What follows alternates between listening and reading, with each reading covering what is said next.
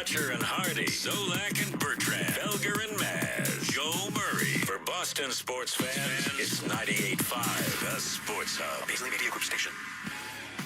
This is Star Market Celtics Today. Download the Star Market Deals and Delivery app today. Jaylen, right-hand dribble into the paint, goes to Derek White, who steps back into the corner for three.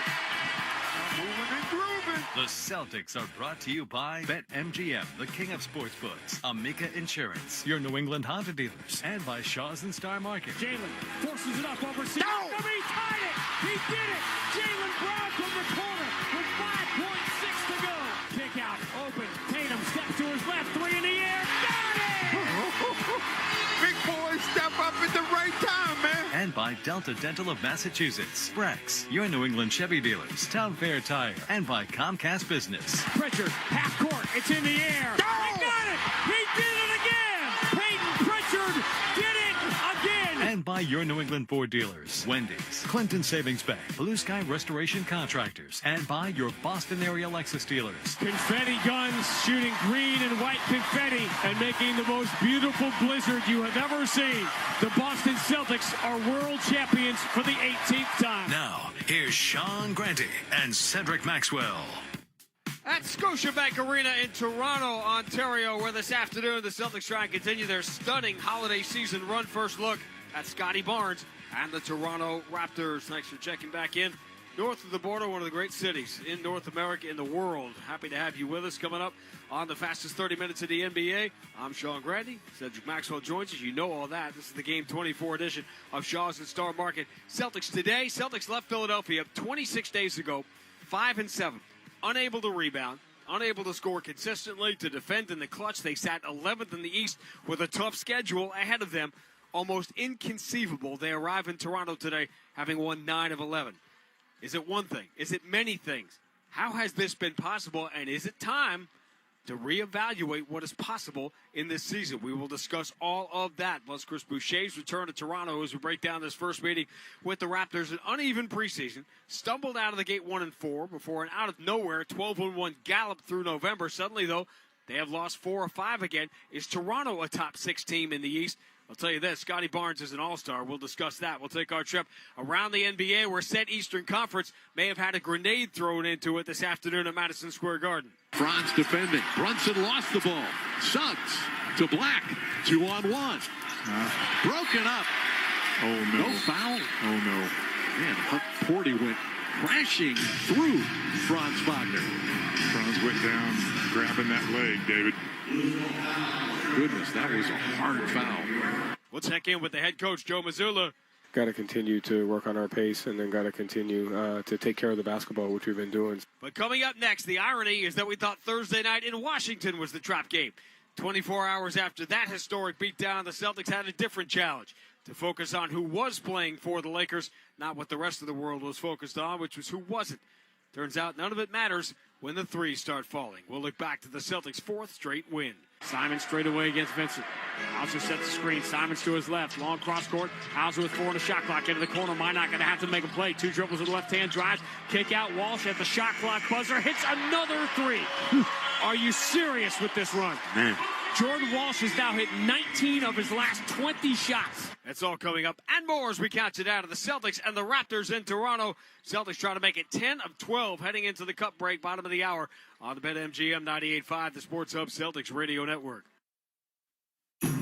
Driving in a Honda Wonderland. It's that time of year again. Happy Honda Days, where you can drive in a Honda Wonderland of your own with a great offer on a fun-to-drive new Accord, Civic, CR-V, or HR-V. For a limited time, well-qualified buyers can get a 3.99% APR on a 2025 Accord or a 2026 CR-V, a 4.99% APR on a 2026 Civic, or a 3.49% APR on a 2026 HR-V.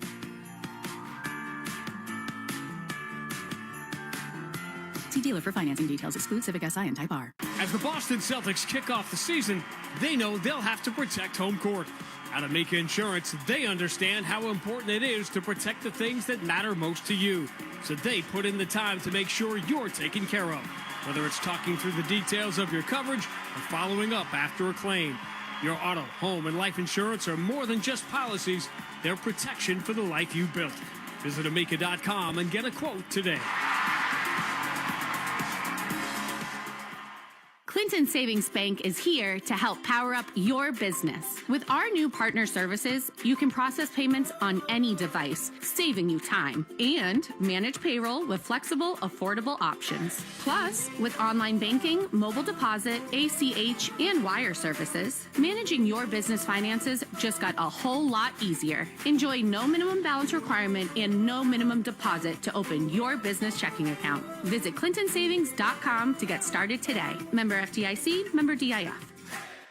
BetMGM, an authorized gaming partner of the NBA, is adding extra excitement to every basket this year with special promotions, new features, and more. Log in throughout the season to find anything from odds boost tokens, same-game parlay boost tokens, and unique rewards in your account to amplify your winnings. Log in to BetMGM all throughout the basketball season to see what's new. Hope is here. Call 1-800-327-5050 or visit gamblinghelplinema.org. Must be 21 plus. Massachusetts only. In partnership with MGM Springfield. Play it smart from the start. Live chat at GameSenseMA.com.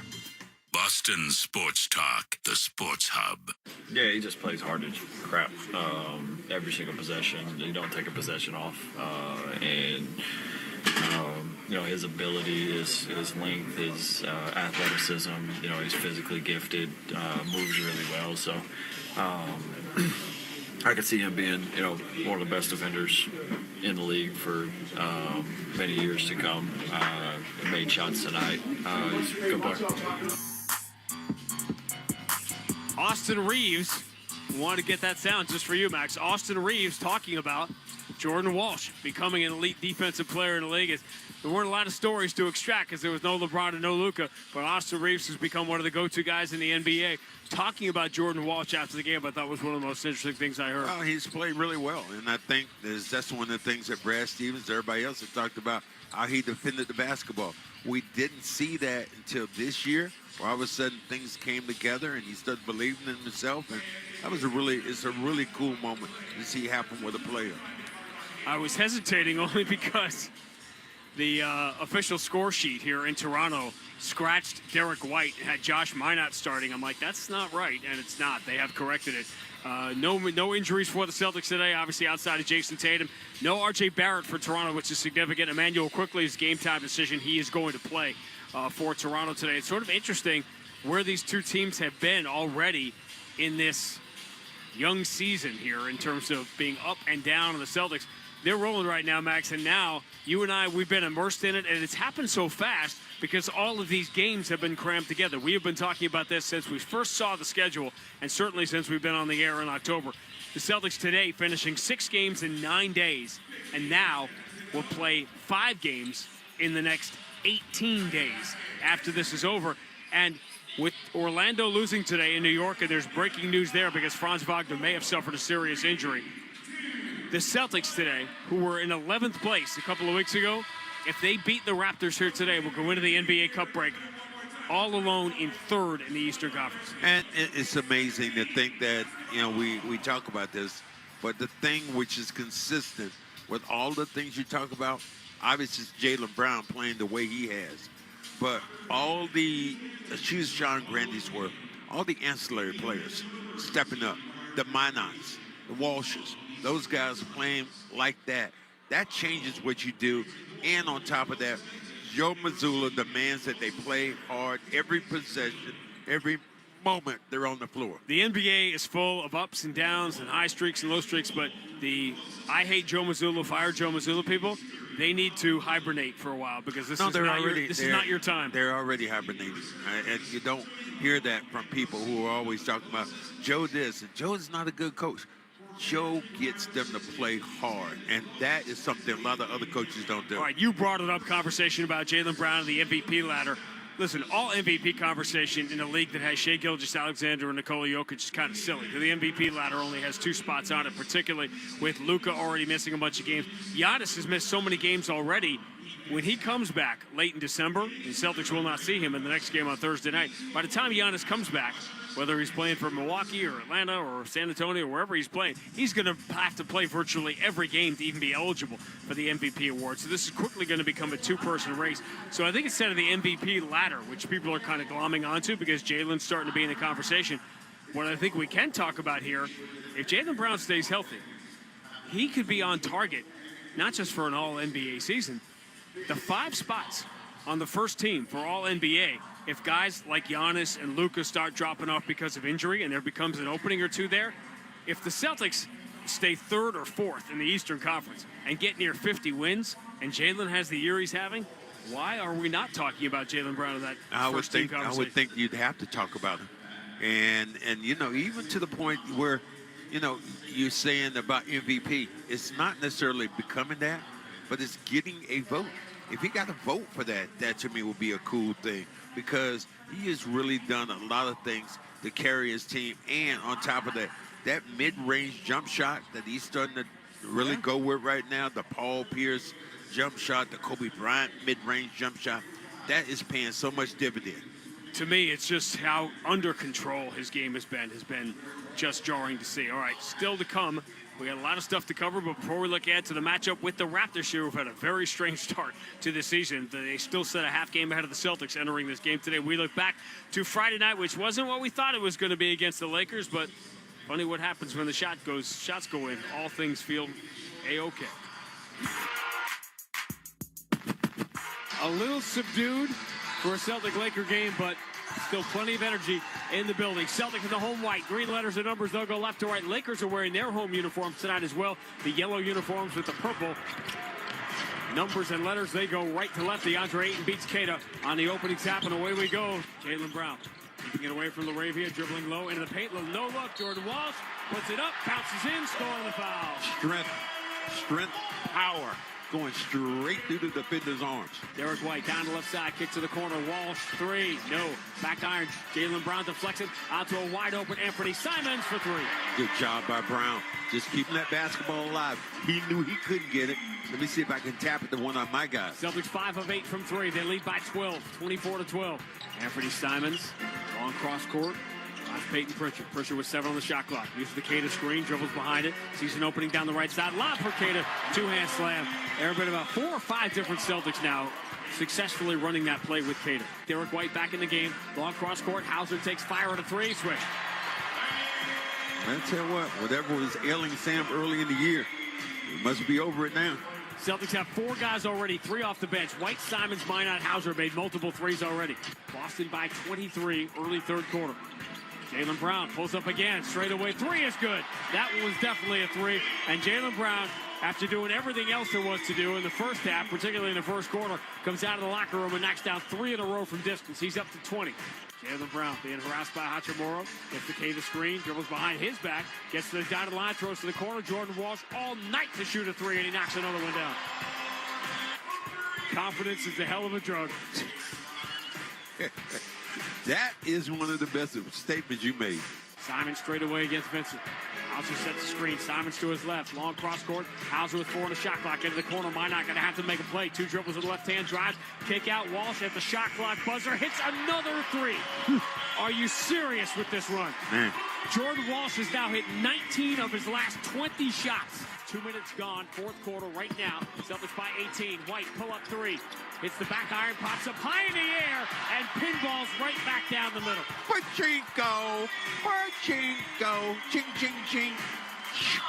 Back-to-back threes by Jordan Walsh. Derek White. Celtics regain the momentum. J.J. Redick calls the timeout. Hayden Pritchard for Jaylen Brown. Going to try to knife through that zone. Instead, kick out Pritchard. Pretty good look at a 3. Switch. And any mistakes the Celtics have made tonight have just been erased by the brilliant three-point shooting. They made 20 last night, 23 more tonight. A lot of disappointment about this day, about what this game turned into. But at the end of the day, it's going to be another blowout Celtics win. And the gap year Boston Celtics are starting to put a gap between themselves and the middle of the Eastern Conference. They go into Washington last night and win by 45. Tonight, on the second night of the back-to-back, their 5th game in 7 nights. They continue their offensive onslaught, and they bludgeon the L.A. Lakers. The final score, Boston 126, L.A. 105. Well, the voice of the Celtics there just said offensive onslaught. The numbers are video game-like. First of all, putting aside the defense that Jordan Walsh has played, oh, by the way, he's hit 20 of his last 21 shots, which, just ponder that. We have rarely seen that in NBA history for a guard. You might see a center go 20 out of 21. Kareem might have gone 20 out of 21. Sean Bradley might have gone 20. Manute Bol might have gone 20 out of 21. But for Jordan Walsh to do it is kind of crazy on top of the defense he has played. But here are the offensive numbers for the Celtics in the last 11 games. They are 9-2. In that span, they are second in scoring. They are third in shooting. They are second in three-point shooting. And they are first in terms of made three-pointers, which makes all the difference between, say, losing a game by 4, you have a good three-point shooting night, and you win the game by 15. But right now, the Celtics in this 11-game span are averaging just under 1.3 points per possession. Keep in mind, the Celtics set the all-time NBA record at 1.22 points per possession. I know that because I was at the White House when Joe Biden announced it to the world when he welcomed the champion Celtics there, that they had set that record. So for the Celtics to lose Jason Tatum and Porzingis and Drew Holiday and Al Horford and still have, for this 11-game run, one of the best offensive runs we've seen in NBA history is simply ridiculous. This is beginning to defy everything we thought we knew. Well, when you think about what they're able to do, put together what they can do on the defensive end and offensively, we know how good they can be defensively, but what you're starting to see also is the fact that they're rebounding much better and connectivity on the defensive end. That's really impressed me because it's a hat on a hat, a body on a body, no seams, no gaps. Everybody's covering.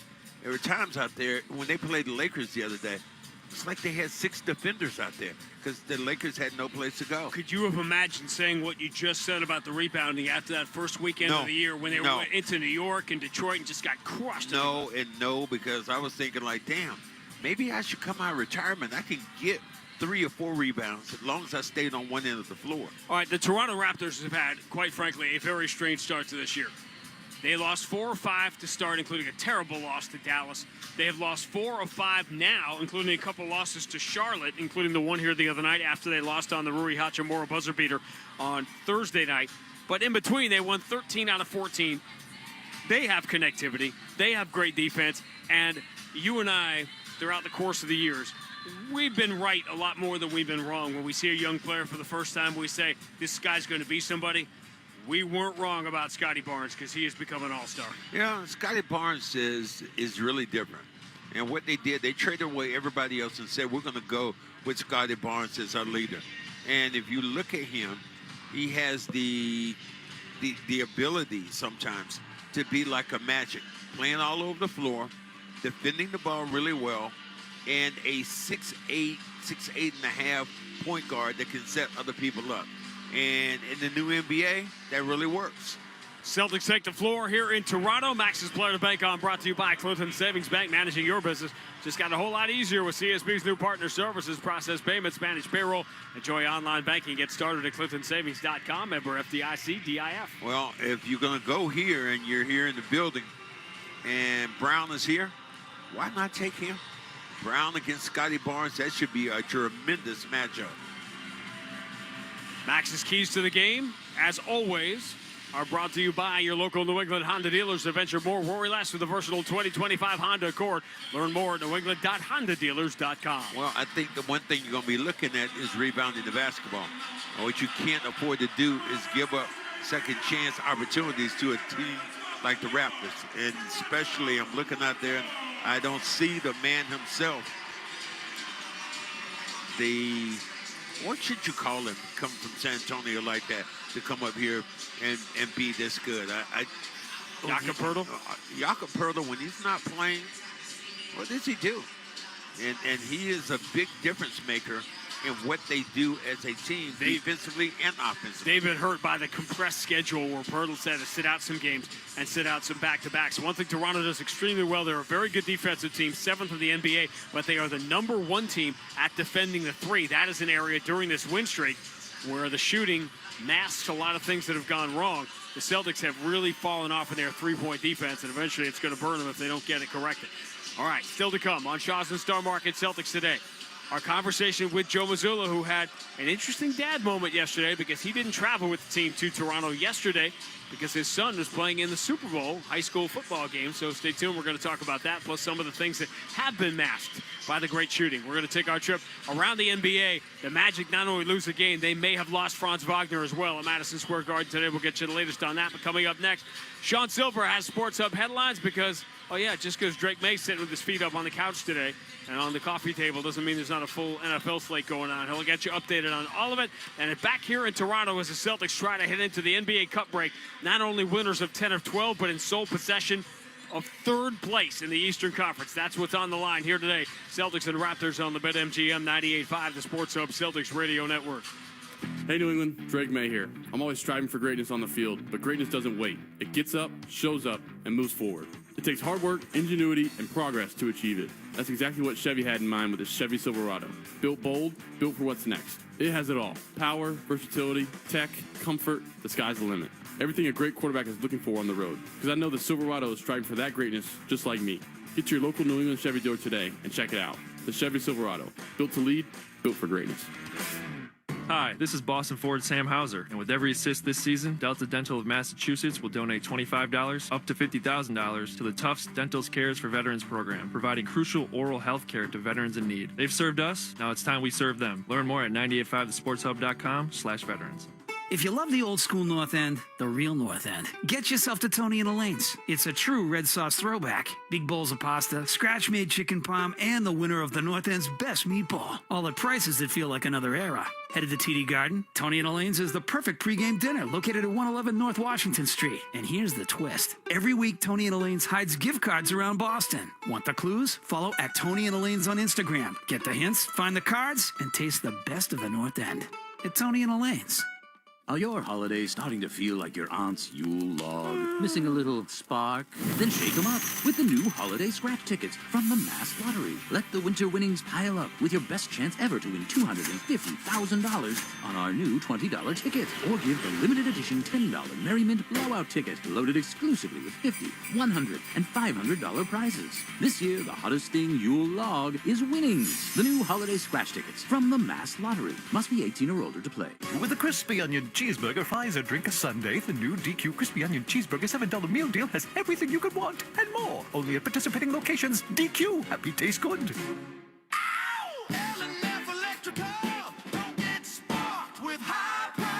L&F is a veteran-owned company offering premier services such as heat pumps, generators, car charger installs, panel upgrades, and more. Call 844-LF-WISE or visit lfelectralservice.com. Your hot takes on the Sports Hub. Sports Hub headlines, presented by Celsius Energy Drinks. Patriots off this Sunday afternoon. Their opponent next week will be the Bills. They're taking on the Bengals right now in the snow. Cincinnati a 21-18 lead in the fourth. Couple of noteworthy divisional matchups right now. The Jaguars a 28-13 lead on the Colts. Daniel Jones out with an Achilles in that one. Steelers up 27-16 on the Ravens in the third. Meanwhile, Saints and Buccaneers tied at 17 apiece with time winding down the third. Dolphins up 24-7 on the Jets. Vikings blowing out the Commanders 31-zip. J.J. McCarthy, 3 touchdown passes. That just starting the fourth quarter. Browns up 17-14 on the Titans. Seahawks 39 on the Falcons in the fourth. Jeremy Swayman, 29 stops last night. The Bruins with a 4-1 win over the Devils. They'll go Tuesday night in St. Louis. College football playoff is set. Indiana, your top seed. Alabama and Miami get in. Notre Dame, shutout of the field. The headlines brought to you by Valvoline Instant Oil Change. Enjoy quick and convenient vehicle maintenance this month. Visit NewEnglandOilChange.com for 15% off your drive-through oil change at Valvoline Instant Oil Change, the official oil change of busy people. I'm Sean Silver. Boston Celtics and the surprise Toronto Raptors. Sean Grandy and Cedric Maxwell go around the NBA next on the BetMGM 98.5 The Sports Hub Celtics Radio Network. Wendy's has new chicken tenders and new sauces. So whether you're a creamy ranch girly or a new Wendy's signature stand, you can dip to your heart's content. Now let's wrap this up because I gotta dip. I want to try these new tenders. For tendies you're gonna know by name, gotta be Wendy's. At participating U.S. Wendy's. Comcast Business is celebrating the holidays by giving your business the $1,000 holiday bonus when you switch to a gig speed internet package. Just imagine the thousands of possibilities of a $1,000 prepaid card. Like possibility number 12, the new laptop for the office holiday hero. Or possibility number 108, smart speakers to deck those hallways. Or possibility number 192, new equipment for the new year. Or possibility number 555, Bluetooth holiday lights for office decor. Switch to Comcast Business, designed for 100% reliability with business internet and wireless connect, plus advanced cybersecurity, and now get the $1,000 holiday bonus. Comcast Business, powering possibilities. Ends 12/14/25. New customers only with 2-year agreement. Requires qualifying gig package. Other restrictions apply.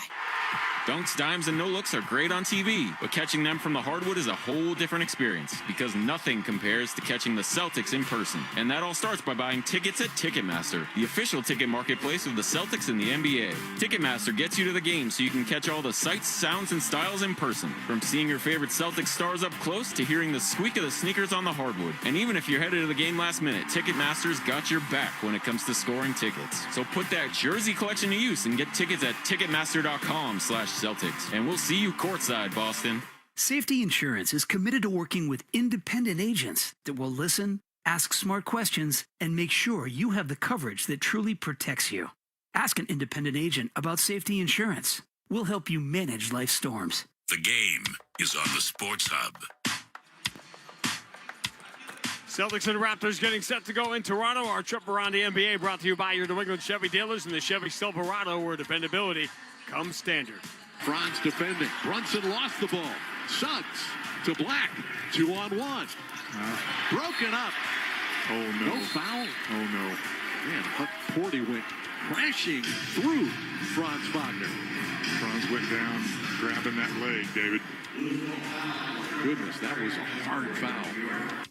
Yeah, Jeff Turner and David Steele on Magic TV today. Obviously doesn't capture the really what happened, but Franz Wagner went in for a layup. Ariel Huck-Porty was coming behind him, fouled him, but followed through just enough that Franz Wagner could not really protect himself. He sort of stopped short, and his left leg seemed to crumple underneath him. They're calling it a lower left leg injury, but we've been doing this long enough, Max. Obviously, knock on wood, whatever, and hope he's okay. It looked bad when it happened, and needless to say, Orlando's had so many injuries the last couple of years. There was just beginning the buzz here of Orlando maybe rising to the top of a shady Eastern Conference. Well, and you think about the guys they have and who's playing over there and the guys who are hurt right here. If he's out of the lineup for any amount of time, Wagner, it's going to be, and Banchero, those are two key pieces, and they've been hurt a lot. Obviously, we'll keep you posted on that.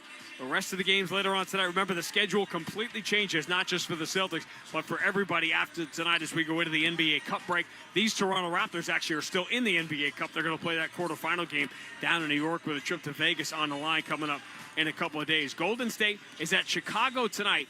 Last night, they became the latest team to go into Cleveland and get a road win. And if you haven't seen Pat Spencer, he's become the man here over the last little stretch. He had 19 last night. He's making threes. He's taunting road crowds. He says, I'm that dude, except he doesn't say dude, and his coach tends to agree. I think the other thing is that his coach realized that Pat is that. You know, I think that's that became clear. Sorry. Am I allowed to say that, or am I going to get into it? It's okay. Okay, all right. Did you know it before Philly, or? No, yeah. I was getting the inkling, you know, it was starting to creep in, but I didn't realize it until he told the world, and tonight was very clear. All right, a laughing matter for Golden State after they had a near miss in Philadelphia, a game they ended up winning and then in Cleveland. Meanwhile, Max, 1 week after we left Cleveland with the Celtics winning, the Cavs now lose at home to Golden State, with the Warriors playing without Steph, Jimmy Butler, Draymond Green, Al Horford, and DeAnthony Melton. They are now 14-11 despite 15 of their 25 games being at home. Not going well here right now for the conference favorites. That's the word problem? Yes, indeed. I think it is. But when you got the kind of guys they have, if they play hard and they stay together, I don't see how they can't win basketball games. By the way, Cavs are 0-5 against these two teams today, the Celtics and the Toronto Raptors, who we will talk about with Joe Mazzulla next on the BetMGM 98.5, the Sports Hub Celtics Radio Network. There's nothing like the sights and sounds of the holidays. The crackle of a fire, the tearing of wrapping paper, and the of new gifts. the smell of cookies, ornaments on the tree, and the of new toys, along with the sound of Christmas carols through the Lexus Premium Sound System. Get into the holiday spirit during the Lexus December to Remember sales event. Get offers on select models now through January 5th. Experience amazing at your Lexus dealer. Extra value meal alert. At McDonald's, get a sausage McMuffin with egg, hash browns, and a small hot coffee for just $5. Price and participation may vary. For home comfort, trust Dry Air Systems, an elite Mitsubishi electric diamond contractor. They install Mitsubishi electric heat pumps with instant mass save rebates. Visit DAS4HVAC.com or call 978-462-3800. Family owned and operated since 1989. Hey, it's Felger here. This football season, Surfside Iced Tea and Vodka and Surfside Lemonade and Vodka is bringing you your tailgate must-have. There's nothing more refreshing than an ice-cold Surfside to enjoy while you cheer on your home team. Made with real vodka and real brewed tea, Surfside is only 100 calories, 2 grams of sugar, and 0 bubbles. That's right, no carbonation. So it's easy to sip and enjoy and keep enjoying. It's not a seltzer, it's Surfside. Ask for it at bars, restaurants, and stores near you. Must be 21. Please drink responsibly.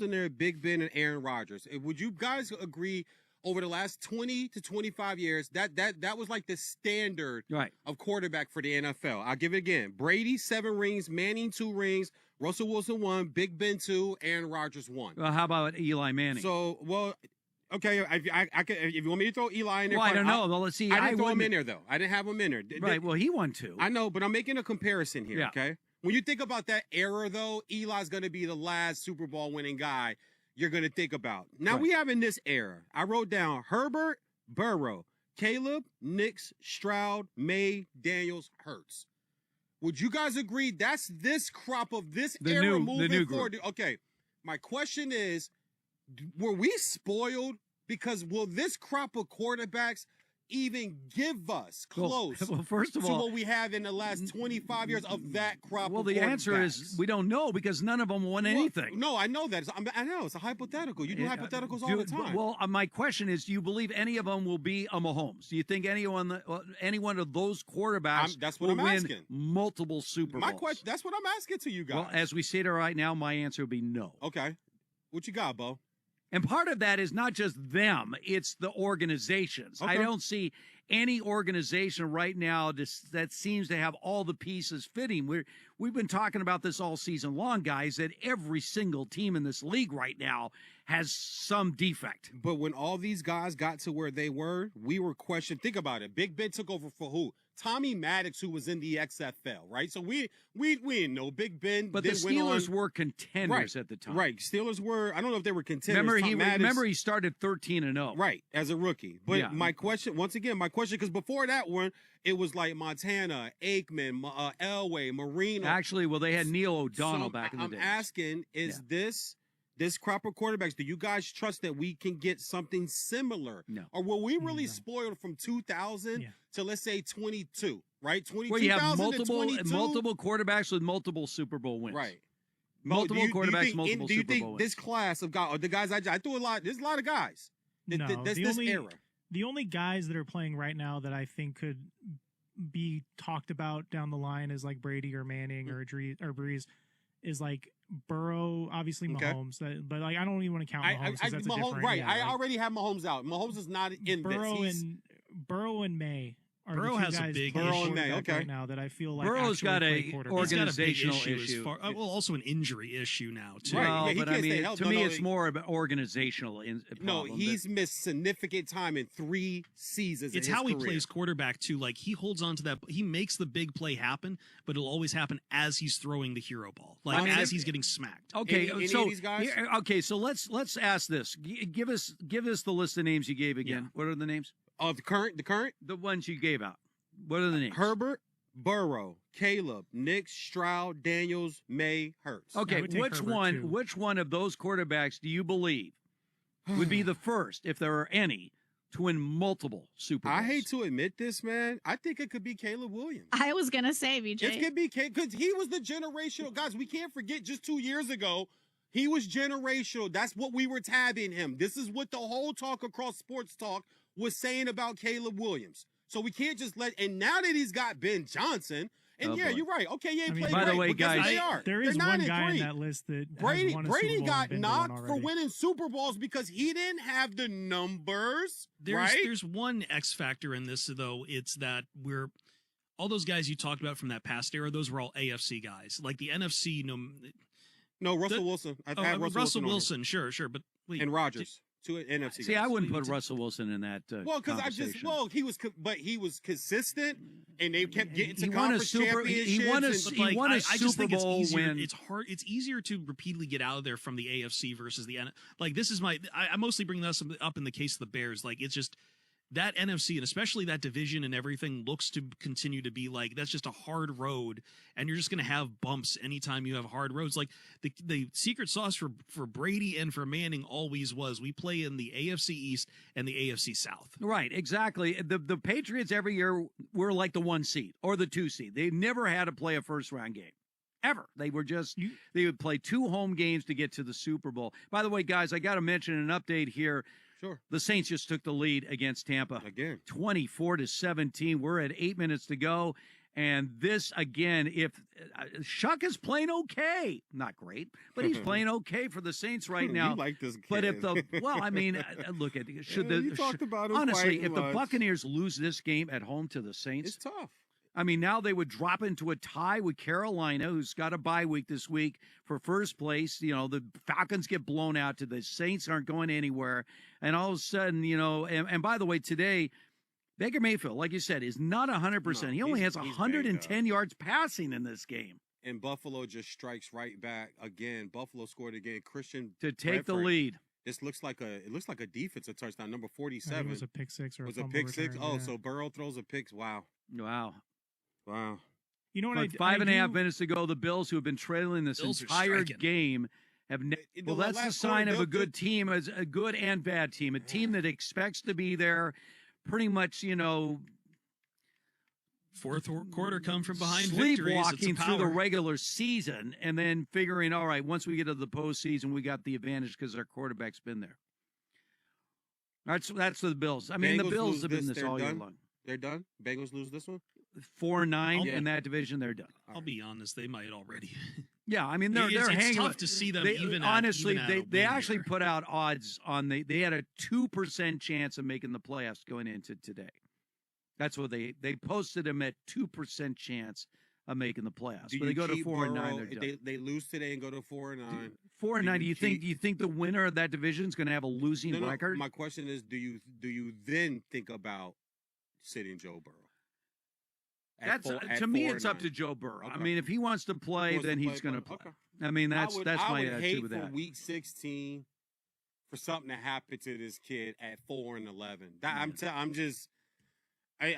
We've seen it just way too many times. This is a real bad throw right here too. This is right too. It's not even high enough over the defender. He's a big guy. He's 6'4", 6'5".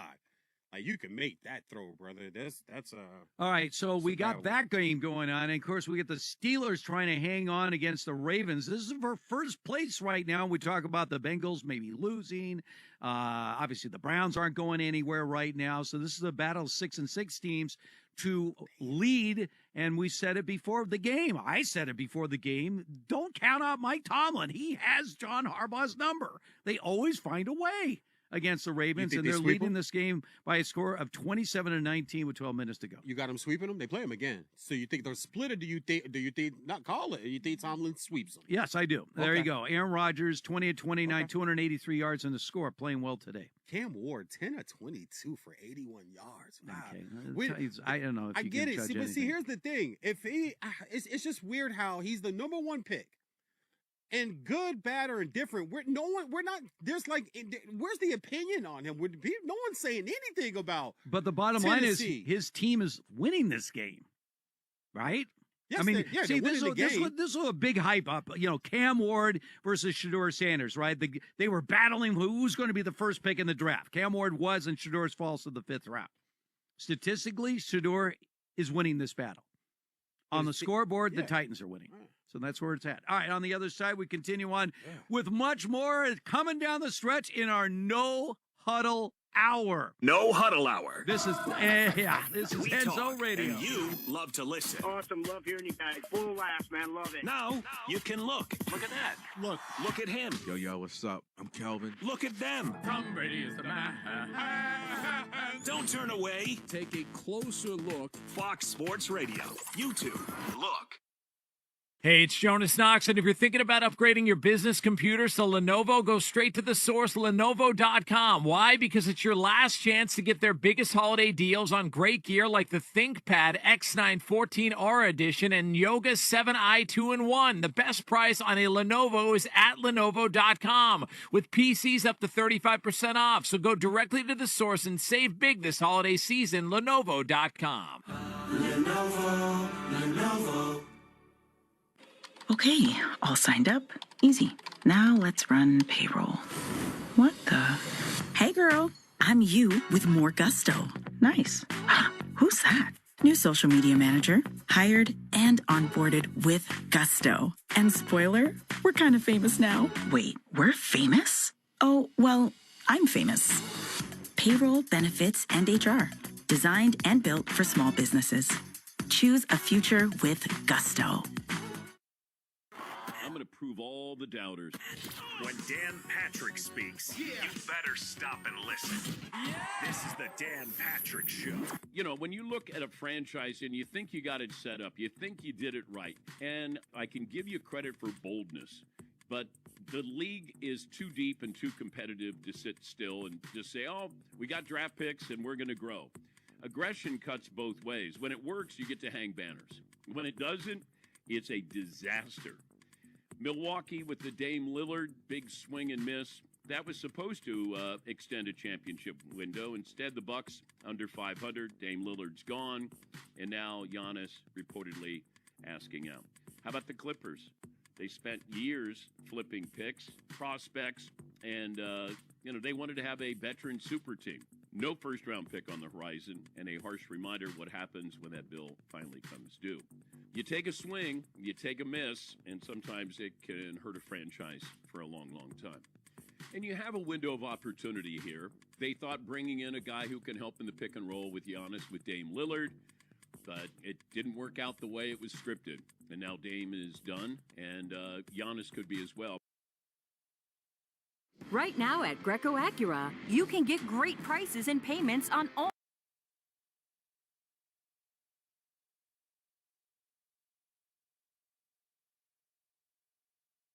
Right now at Greco Acura, you can get great prices and payments on all new Acuras. Odds for all of the draft picks they're going to have. And OKC can say, well, we won a title without him. If you want to know what Dan Patrick said next, just podcast it by searching The Dan Patrick Show. And as always, you can listen to Dan Patrick live weekdays, 9 a.m. Eastern, 6 a.m. Pacific, on Fox Sports Radio.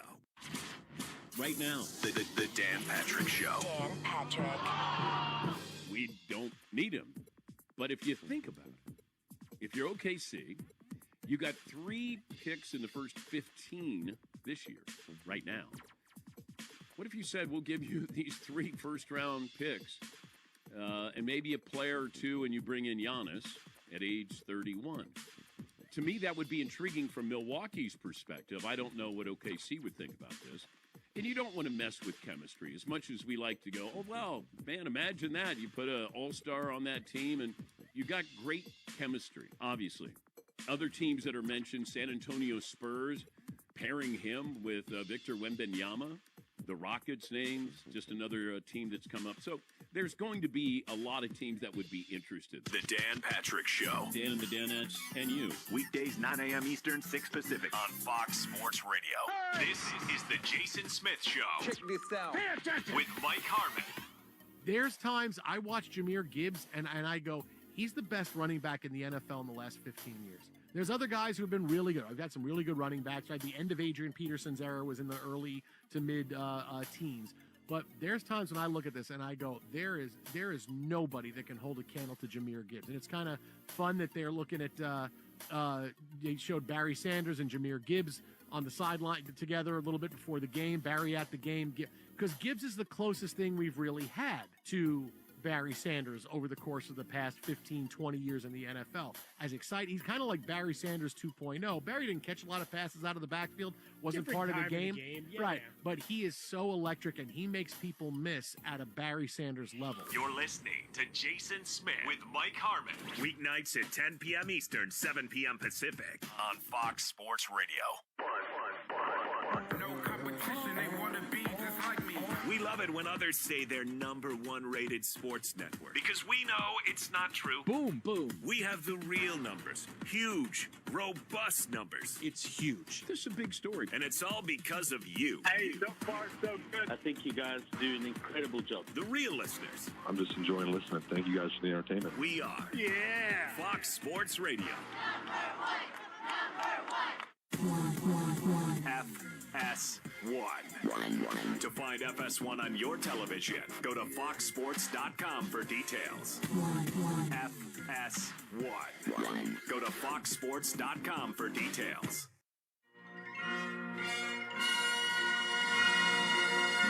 Joy to the world. The air there is Bedford. Gets away from Burrow. 30, 20, 10, 5. Your AFC Defensive Player of the Week has done it again. Christian Bedford with a go-ahead touchdown.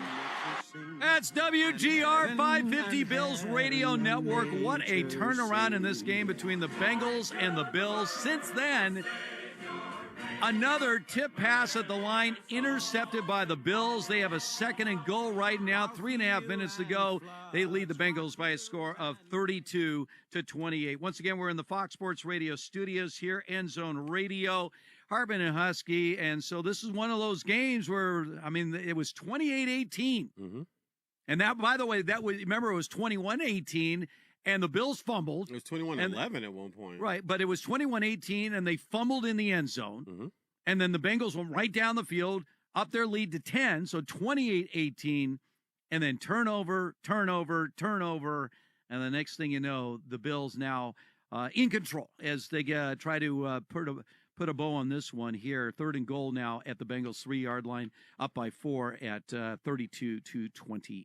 Yeah, just this defense. And not only that, it doesn't help when your quarterback turns the ball over twice. Like tip pass, whatever you want it to be. The second one, it's just a big defensive lineman jumping up, putting a big paw up in there. But that still, you're 6'4", 6'5", man. You got to throw that ball higher. The interception pick 6 to the linebacker. You got to get that ball over that guy. He's 5 feet away from you. That's sloppy quarterback play right there. Sorry, Joe Burrow fans. It's just sloppy ass quarterback play. We've been watching this Titans-Browns game that's been very close. Yes. Titans just gave the ball back, punted the ball to the Browns. First play, they fumbled it, went right back, and a 5-yard touchdown pass. And I saw the name of the receiver, and I'm not sure how to pronounce it at all. But either way, I believe this is now a 11-point lead for the Titans. Yeah, Titans lead 28-17, looking for just their 2nd win of the year on the road against the Browns. 9.5 minutes to go. A couple of notes here, guys. The Buccaneers get a field goal, so they cut the 7-point lead against the Saints down to 4 inside 5 minutes to go there. And the Ravens got a field goal. Mm-hmm. So now 27-22, Steelers lead the Ravens, and the Ravens have the ball. So we saw was that an interception? No, it got batted back, and I think that's an interception. I think the Ravens got it. Yeah. The ball doesn't hit the ground. So what happened was Rodgers had the ball tipped at the line. He came right back to him. He grabbed the ball, but the Ravens essentially stole it out of his hands. Look, they mush him in the face. Look, punch him in the face. Oh, they got the ball away from him for sure. Ball away with him, yeah. And so that would be a interception is what it is, because he basically caught his own pass, which is legal. Yeah, you can get your pass. And so it's under review right now, but this is a huge play, just under 7 minutes to go. His leg hits the ground first, though, I think, Steve, right there. His knee is on the ground. That's what they're looking at right there. If that's before the strip, then it's just a pass to himself. Yep, it's just a completed pass for minus 5 yards. Yeah. Wow, that's crazy. Yeah. A completed pass to yourself. Yeah, it happens in the league. It's totally legal as long as the ball's tipped, which it was in that case. All right, so we got the Bills now, 4th and goal. Let's keep our eye on this thing. 3 minutes to go in the game. Bills trying to put this one away, and they're going for the touchdown instead of the field goal, and Josh Allen looking, and he throws a touchdown. Wide open. And bought some time, and that will put the nail in the coffin. Jackson Hawes right there on the receiving end. So the Bills rally big time in the 4th quarter of this game, and we got some words right now. He probably doesn't like the celebration, whatever. I always say, if you don't want me to celebrate, you know what you can. You know what you can do. You can keep me out of the end zone. Right. You don't have to let me score and let me just go sit in a zone right here, wide open. Watch how he stops. Put the brakes on. Yeah, there you go. Put the brakes on. Look, no one's around him. Yeah, somebody lost sight of one guy just wandering around, just all standing by there. himself. He's just standing there, wide open. There's not a player within 5 yards of him. Well, after a very uneven day for Josh Allen, now all of a sudden he's 22 of 28, 251 yards and 3 touchdowns. Yeah. So those are big numbers, and a huge win for Buffalo today to get to 9-4 on the season. All right, so we're keeping an eye on the Saints-Buccaneers game. Buccaneers still trailing 24-20 against a 2-10 Saints team, and the Saints have the ball and a first down. in their own territory, so we got our eye on that. We'll also get some other games ready to kick off around the National Football League. For all the latest, keep it here. This is End Zone Radio. These statements have not been evaluated by the Food and Drug Administration. This product is not intended to diagnose, treat, cure, or prevent any disease. Do you have a history of those dreadful calcium oxalate stones? Well, Kidney Cop is here to help. Shown in laboratory testing to reduce the rate of calcium oxalate crystal growth by 99%. Yes, 99%. Don't wait. Start taking Kidney Cop Calcium Oxalate Protector today. That's Kidney Cop, C-O-P. Kidney Cop. Order today at Amazon.com, Walmart.com, or KidneyCop.com. That's Amazon, Walmart, or KidneyCop.com. This is the story of the one. As an HVAC technician, he and his digital multimeter are in high demand. So when a noisy office HVAC turns out to be a failing blower motor, he doesn't break a sweat. With Grainger's easy-to-use website and product information, he selects the product he needs to keep everything humming right along. Call 1-800-GRAINGER, click Grainger.com, or just stop by. Grainger, for the ones who get it done. To find FS1 on your television, go to foxsports.com for details. FS1. FS1. Check it out. The Herd. When Colin Cowherd drops the info, The Herd, you need to listen. Right here. And so I'm reading a story this morning that Ole Miss players and Ole Miss athletic director dispute Lane Kiffin's version of what was said as he left. Folks, different angles. I mean, movie critics. Gene Siskel, one of the great movie critics of all time, didn't like Silence of the Lambs. Sorry. So the bottom line is there's three sides to every story. Your side, my side, and the truth, as they say. So Ole Miss AD, Ole Miss's players, they're bitter, they're angry, they got dumped, they're emotional, they're scorned. They're going to hear things one way.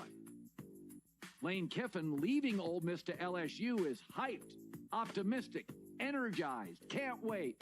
Maybe a little guilt, but he's hungry and aggressive and thinks he did his job the right way at Ole Miss. And there's a reason we need divorce attorneys. Somebody to come in without emotion and make a decision. Ole Miss got dumped, and they're angry. And you could argue they have a right to be angry. But I don't suddenly believe everything Ole Miss players and the athletic director and the boosters and the donors are saying. All of us, when dumped, are overly emotional, or at least emotional. So I've argued from the beginning, you knew what you were getting when you hired him. And Ole Miss, maybe not for all programs, but for Ole Miss, it was better to have had Lane Kiffin and lost him than to have not had Lane Kiffin at all. If you're eager to find out what Colin said next, just podcast it by searching The Herd. And as always, you can listen live to Colin Cowherd weekdays at noon Eastern, 9 a.m. Pacific on Fox Sports Radio. This is The Herd. The Herd. You got to be consistent. With Colin Cowherd. Mike check. People are basically saying what Denver is doing is not sustainable. You can't keep winning in the fourth quarter like Denver's doing. And I would say, no, that's absolutely sustainable. What's not sustainable is when the Patriots went 10 years without winning a Super Bowl, and those Randy Moss years when you're scoring 50 and winning by 3 touchdowns. They didn't win a Super Bowl that year. Every other Super Bowl Belichick and Brady were in New England, all but one were one-possession games. When I look at Denver, it's absolutely coaching and details. For instance, fewest sacks allowed. That's coaching. Coaching and demanding, not pandering. Bo Nix, not a big, strong guy breaking tackles from defensive ends. He doesn't get sacked. His dad was a coach. He takes to coaching. Sean Payton. This is The Herd with Colin Cowherd. Wow. Weekdays at noon Eastern, 9 a.m. Pacific. The Herd. It's Colin Cowherd. Here we go. Weird sometimes works in sports and in life. The Herd. The Herd. Yeah. It's poetry. Outline your life in pencil, not pen. Yeah. Things change. It's sports. College football fans are freaking out. Oh my God. Need I say more? Total class, understated, just does his job. Yeah. It's The Herd with Colin Cowherd. The public is always right. Listen every weekday at 12 p.m. Eastern, 9 a.m. Pacific. Right here on Fox Sports Radio. FS1. Call your friends and ask how they doing. To find FS1 on your television, go to foxsports.com for details. Boom. Trust your eyes. FS1.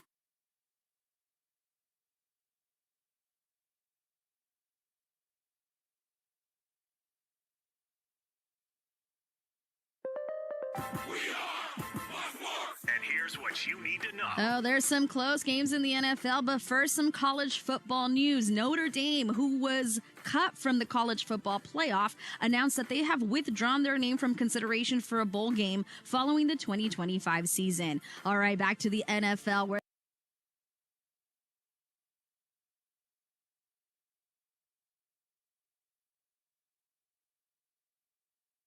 Miller Time started in 1975, and the clock's still ticking.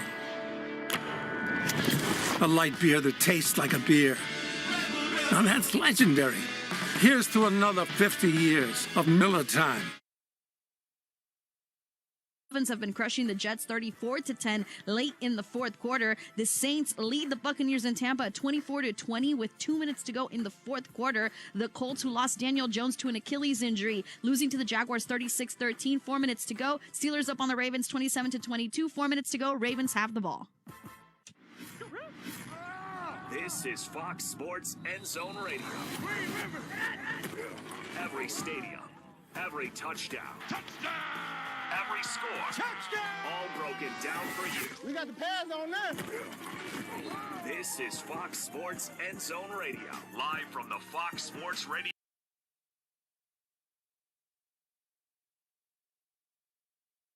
This is Purdue University. This is where we prepare the workforce of tomorrow. This is where we provide the foundation to the next generation of engineers and builders. This is where we unite the health of everything, humans, animals, plants, and the environment, to pursue breakthroughs we never thought possible. This is where the visionaries and creators, leaders and problem solvers, like you, fuel the progress that will power the next giant leap. Partner with us.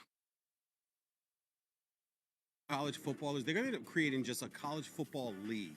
These conferences are going to go away, guys. They're going to eliminate all these conferences. They're going to make it like the NFL. We're going to have 4 divisions, and it's going to be called the College Football League. These schools that are telling bowl games or letting NCAA, we're not going to go to bowl games.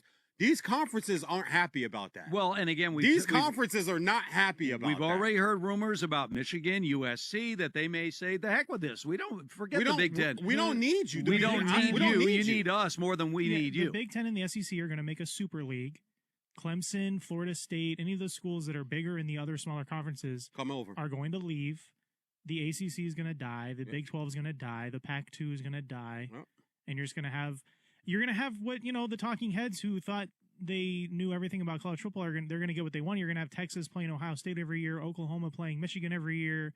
It's going to be great, but it's just I've been saying it since the playoffs expanded. By the way, you know who has completely stepped out of all this? The NCAA. Yeah, I mean they barely existed to begin with when it came to Division I football. Now they are completely just walked away saying. Finish that thought. I'm interested in what you're about to say. Finish that thought, Bo. The thing that I've been saying since they expanded the playoff is if I wanted to watch the NFL, I'll just wait another day and watch the NFL on Sunday. The college football has just become the NFL but worse. Like that's all it is. There's nothing that made college football fun or entertaining anymore. Quick sidebar too. What I tell you about Chambliss? Did you guys see the AT&T commercial he has? Yeah. What I say?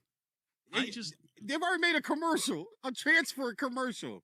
Anyway, go ahead. Yeah, I was going to say, the other thing, too, is, now college football, because of the transfer, kind of has the same issue we've got with college basketball. Who's on what roster? Nobody's sticking around. You don't know who's on what team. I'd love to start thinking about Texas next year on what they're going to do with Arch Manning, but no guarantee Arch Manning's going to be on their roster next year. The point I made to him just last week, we talked about college basketball. Stop telling me about it's honestly, guys, it's been unwatchable for the last decade because you don't know. I'm a Tar Heel fan. We have a whole new team. Seth Trimble's the only real returning guy. It is a whole new roster in Chapel Hill right now. Now we're having that with college football. There's so many guys just leaving these teams. And which is more complicated in football because there's more moving pieces. One transfer can make a huge difference in college basketball. But when you're trying to bring in 20, 25 transfers onto a college football team from 20 different programs, from 20 different systems, and you got one season to put all the pieces together, this is why a lot of the old school coaches said, I've had enough. USC had the #1 recruiting class in the country next year. And we'll see. I mean, they've had 9 guys in the transfer portal already. Yeah, and that's all I've seen since that. Zachariah Branch yesterday? Yeah, they had 9 guys. Ole Miss is going into these playoffs without their head coach, and who is probably trying to raid their roster as they're trying to go without into their quarterback. playoff. Chambliss is not going to play for them. All right, guys, we got 3 games in play right now. Let's start with the Ravens and the Steelers. Steelers lead 27-22, 3.5 minutes to go, and the Ravens are at the Pittsburgh 13-yard line, so they're trying to pull this game out. Saints, Buccaneers. Saints lead the Buccaneers 24-20, but the Bucs have the ball back. And they got a long way to go, but Baker Mayfield trying to lead his team back. And the Bills, well, the Bengals aren't done yet. No. Bills do have the ball, leading 39-34. So it's still a one-score game, but the Bills are facing a 3rd and 15 inside 2 minutes to go. Also, too, right here, this is a touchdown. They're going to try to screw the Ravens on this. And once you catch the ball in the end zone, all you have to do is come down with the ball, and that's a touchdown. This is a bad call. John Harbaugh is steaming. He's irate. This is a bad call. It's different than in the play of the field than in the end zone. Once he catches the ball and his feet hit the ground in the end zone. No, but you have to have full possession all the way through, still in the end zone. He did, though. That's the point. That's why he's upset. He did. Obviously, they ruled he didn't. Let's watch it again. Did he have an full easy control call all the way through the end of the catch? 2. That's a touchdown, Steve. Now he knocks it out. Stop it. They're saying that it wasn't a full I know what connect. they're saying, but you have eyes. All right, so there you go. Now it is Josh Allen scrambles for the first. Game over. All right, so 1:45 to go on a 3rd and 15. I know you don't spy him. Josh Allen runs for a first down on a 3rd and 15. All right, Buccaneers right now down 24-20. They need some Baker magic. And it's been pouring rain in Tampa, just like it's pouring rain in Jacksonville. I mean, they're down in Florida. It's been pouring rain all day long, snow in Buffalo. All right, let's see what the Ravens are going to do right now. All right, so it's 3rd and 2. We got 2.5 minutes to go. Yeah. And the Ravens trailing the Steelers by a score of 27-22. The Steelers just called a timeout. I told Steve during the break, Ravens are going to come back and win this game. During the commercial break, I said they're going to come back and win this game. Because the Steelers, they could have put this game away. And Lamar Jackson is still dangerous enough. You don't want to leave him. It's like Pat Mahomes, right? You just don't want to leave them in the game. If you got a chance to put them away. No, they are. I think they're going to win this game right here. 3rd and 2 from the 4-yard line. Because even if they score here, this is how Mike Tomlin operates, no matter who his quarterback is. This is a touchdown. I don't care what even you if guys the Ravens. He's on 3 steps. He's on his 3rd step. And then the ball comes out. Come on. Goodness gracious, how long do you have to hold on? You remember the Megatron catch against the Bears opening? I remember that. You remember that? Sure. You remember that, dude? Like, they ruled that an incomplete pass, Steve. All right, the final seconds are officially ticking off. So the Bills do defeat the Bengals by a score of 39-34. Burrow throws for 4 touchdowns. It is not enough as the Bills move to 9-4 on the season. Big win for the Bills to come back because they were trailing most of that game.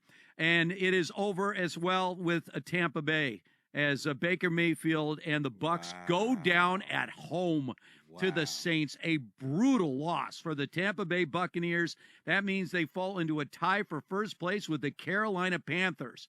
Meanwhile, the Ravens are still struggling. What is going on here? Number one, bad play call, but there's a flag here. It could be encroachment, or it's either going to be illegal formation against the Ravens. All right, they are declining that to set up a 4th down play. So the Ravens say, the Steelers are saying, forget it.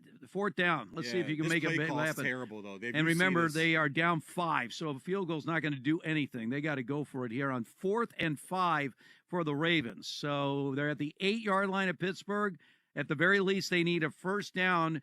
Otherwise, this game will be over. Right here, you got to just put the ball in Lamar's hand and roll. I would roll him out some way. Just let him make the play. All right, so they're coming in on him right now, and he's going to take off. He's going to throw a jump pass that's knocked down, and that is it. No flags on the play.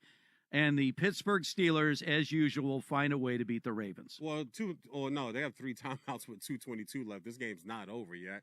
but they got screwed on the touchdown pass. I'm sorry, I've just never seen someone take 3 steps in the end zone and the ball come out and it be ruled incomplete. You know what I think? If that was an incomplete pass, then I think running backs and quarterbacks that run the ball in the end zone should have to get their entire body. Thank you. That's the point I'm making about it. Just the tip of the football, it's a touchdown when you're rushing. But I'm 100% behind that. Yeah, I do not get that whole thing about the ball crossing. No. Right. No, if you're 2 yards short of the goal line. Yeah. It doesn't have to get over. If the tip of the ball touches just the white line. Oh, we see guys whenever they reach touchdown. over and like, I hate that. But a receiver, a tight end, holds the ball, takes 1, 2, 3, then the ball comes out as an incomplete pass. All right, so guys, let's keep our eye here. So the Steelers now will take over, as you mentioned. Ravens still have 3 timeouts. Yes. There's 2:22 to go, plus, of course, the 2-minute warning. So plenty of time. The Steelers aren't going to take any chances. They're going to force the Ravens to use their timeouts. But remember, they're starting at their own 8-yard line. So the Ravens should get the ball back. Quick timeout here. I'd call it quick. So don't even wait for the 2-minute warning. Burn one right now. They did. They called a timeout. So you got that. Smart. So don't start let at that 2:17. No. All right. So wow, what a loss for Tampa today. That's terrible. Losing at home to the Saints. Yikes. Saints beat the Panthers too this year, though. Okay, they're 3-10. Buffalo. Doesn't matter. They fight. But the question is now, I mean, are the Panthers the team to beat? They're gonna win the NFC South. There it is. They're gonna win. Bryce Young's gonna be a division champion.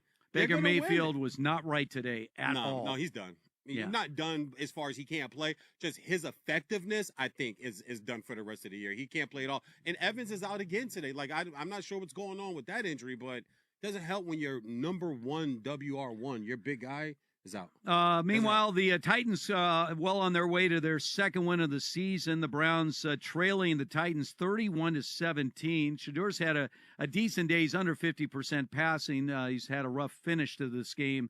But Pollard just ran wild on the Browns defense, 159 yards and a couple of scores. All right, Steelers, 2nd down, not much yardage there. Another timeout by the Ravens to stop the clock at 2:11. There you go, 3rd and 7. So, yeah, I mean, they could use up these timeouts. I don't know what the Steelers are going to try to do here. 1, 2. That's a touchdown. That's why they keep showing it, Steve. I don't know what they were reviewing on this go play. Shador. Look at there. I see you, Shador, with a scramble for a touchdown. Love it. All right, so they've got a ways to go, but still, they're trying to make it a 1-score game here. I'd much rather see them fight than give up. I'd much rather see a team fight than lay over, man. Any team rolls over. Well, how does the Browns defense give up 31 points to the Titans? Well, how do they get run on like that by Tony Pollard? Let's start there. Like, damn the points. Yeah. How are you getting run on like that in this defense? But what did I say earlier in the year? When you get late in the year, man, and you're on the bad team, even a good side of the ball has a Sunday like this. You're 3-9. There's no way the Titans should be running on you like this. By the way, we haven't talked about this game. It's almost over, and the outcome is not in doubt. Jaguars leading the Colts 36-19. Jaguars will take control now of their division with that win. Oh, wow. And the Colts are losing Daniel Jones, and we have an incomplete pass. Why would you throw that? Why would you throw that? That stops the clock, and you leave them with the timeout plus the 2-minute warning. Oh, my goodness. Now, that's Tomlin. That's a bad call, guys. All right. Well, again, you guarantee me a Ravens victory, and the last time I looked, the Steelers are still winning the game. 2 minutes to go now. With they had an opportunity, and they didn't get it last time. Wow, that shocked me. Why would you throw that? All right. So the Steelers punting out of their own end zone. It's a good punt. Good punt. And they will take over at their own 43-yard line, 44-yard line. Gotta go score. Minute 56 to go. The Ravens still have a timeout. There goes the 2-minute warning. So that is off the board. And then they got one timeout. All right, we'll get to the finish of this game on the other side. Plus, games already underway right now around the National Football League. Yeah, the Raiders. Can they shock the Broncos today? By the way, the Broncos going right down the field. Broncos. 5 for 5, Bo Nix just carving up the Raiders early on. This is End Zone Radio. NFL Sundays live here. 1st and 10 Ravens. Ball at the Steeler 13. Looking for the end zone. He's got his man. But did he hold it? Yes. Touchdown. Isaiah Likely. Touchdown Ravens. It's your NFL Sunday. We're Fox Sports Radio. One touchdown can change everything. Feel that same rush with DraftKings Sportsbook, an official sports betting partner of the NFL. Missouri listeners, listen up. DraftKings Sportsbook is now live in the Show Me State. Download the DraftKings Sportsbook app and use code FOXGAME. That's code FOXGAME. Bet $5 and get $200 in bonus bets if your bet wins. In partnership with DraftKings, the crown is yours. Gambling problem? Call 1-800-GAMBLER. In New York, call 877-8-HOPE-NY or text HOPE-NY 467-369. In Connecticut, help is available for problem gambling. Call 888-789-7777 or visit ccpg.org. Please play responsibly. On behalf of Boot Hill Casino and Resort in Kansas. Pass-through of per-wager tax may apply in Illinois. 21-plus age and eligibility varies by jurisdiction. Void in Ontario. Restrictions apply. Bet must win to receive bonus bets which expire in 7 days. Minimum odds required. For additional terms and responsible gaming resources, see dkng.co/audio. Limited time offer. Oh, no. Ah, that's the sound of someone who's misplaced My debit card. their debit card. Where did I leave that thing? Not at the gas pump, or the checkout counter, or the roof of your car. Now, if he has the Chase mobile app, he can use Card Lock. Wait, I could just lock my card. Yep, just a few tippy taps on his phone, and that sound? That's peace of mind from Chase. Chase mobile app is available for select mobile devices. Message and data rates may apply. JP Morgan Chase Bank N.A. member FDIC. Need life insurance but have diabetes, high blood pressure, or on anxiety meds? If you're a 50-year-old male, even porky, or with type 2 diabetes, $1 million of life insurance may only cost you about $200 a month. For affordable term life insurance, call Term Provider and speak with Big Lou at 800-444-2013, 800-444-2013, or visit biglou.com. Remember, Big Lou's like you. He's on meds too. 800-444-2013. If you've been diagnosed with moderate to severe plaque psoriasis, this is what it sounds like to be 1,000,000 miles away. Imagine being 1,000,000 miles away. Tremfya guselkumab, taken by injection, is a prescription medicine for adults with moderate to severe plaque psoriasis who may benefit from taking injections or pills or phototherapy. With Tremfya, clearer skin is possible. In clinical trials, at least 70% of patients saw at least 90% clearer skin at 16 weeks. Results may vary. Tremfya is also indicated for adults with active psoriatic arthritis. Serious allergic reactions and increased risk of infections and liver problems may occur. Before treatment, your doctor should check you for infections and tuberculosis. Tell your doctor if you have an infection, flu-like symptoms, or if you need a vaccine. Ask your doctor about Tremfya. Call 1-800-526-7736 or visit tremfya.com. Two pros and a cup of Joe. They're extremely talented. Putting the more in mornings. Can you feel the power? Jonas Knox. Fired up. LeVar Arrington. Hear the roar. And Brady Quinn. Some dudes just go about their business. That's the crew. It's Two Pros and a Cup of Joe. Listen every weekday at 6 a.m. Eastern, 3 a.m. Pacific. Yeah. Oh, man. Get more out of your mornings on Fox Sports Radio. Jason Smith and Mike Harmon are dropping knowledge like this. These guys are sick, man. The spectacle that was the World Cup draw. What? Shaq is, he had nothing to do. Kevin Hart was bored. It was just insane. It was to watch. I'm going, this is the World Cup. This is what we're doing. This is how we're doing it. Okay, this is all right. It's a TV show. Let's go. Yeah.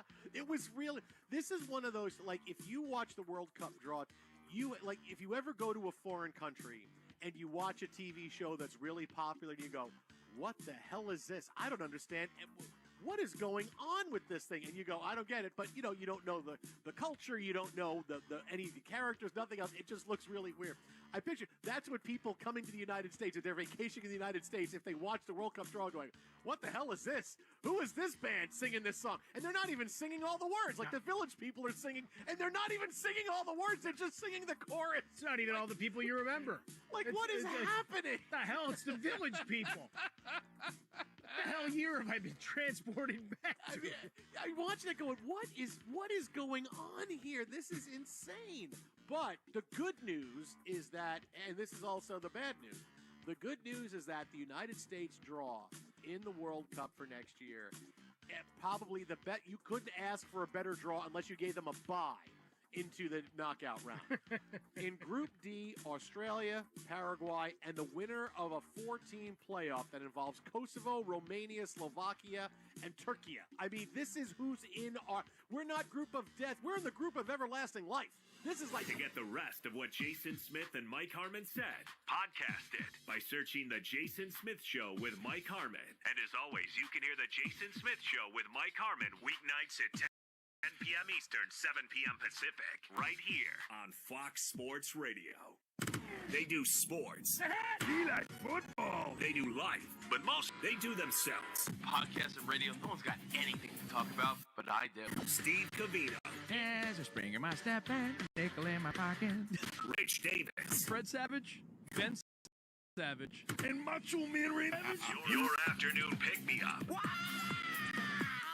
It's not a show, it's a lifestyle. It's Cavino and Rich. Weekdays at 5 p.m. Eastern, 2 p.m. Pacific on Fox Sports Radio.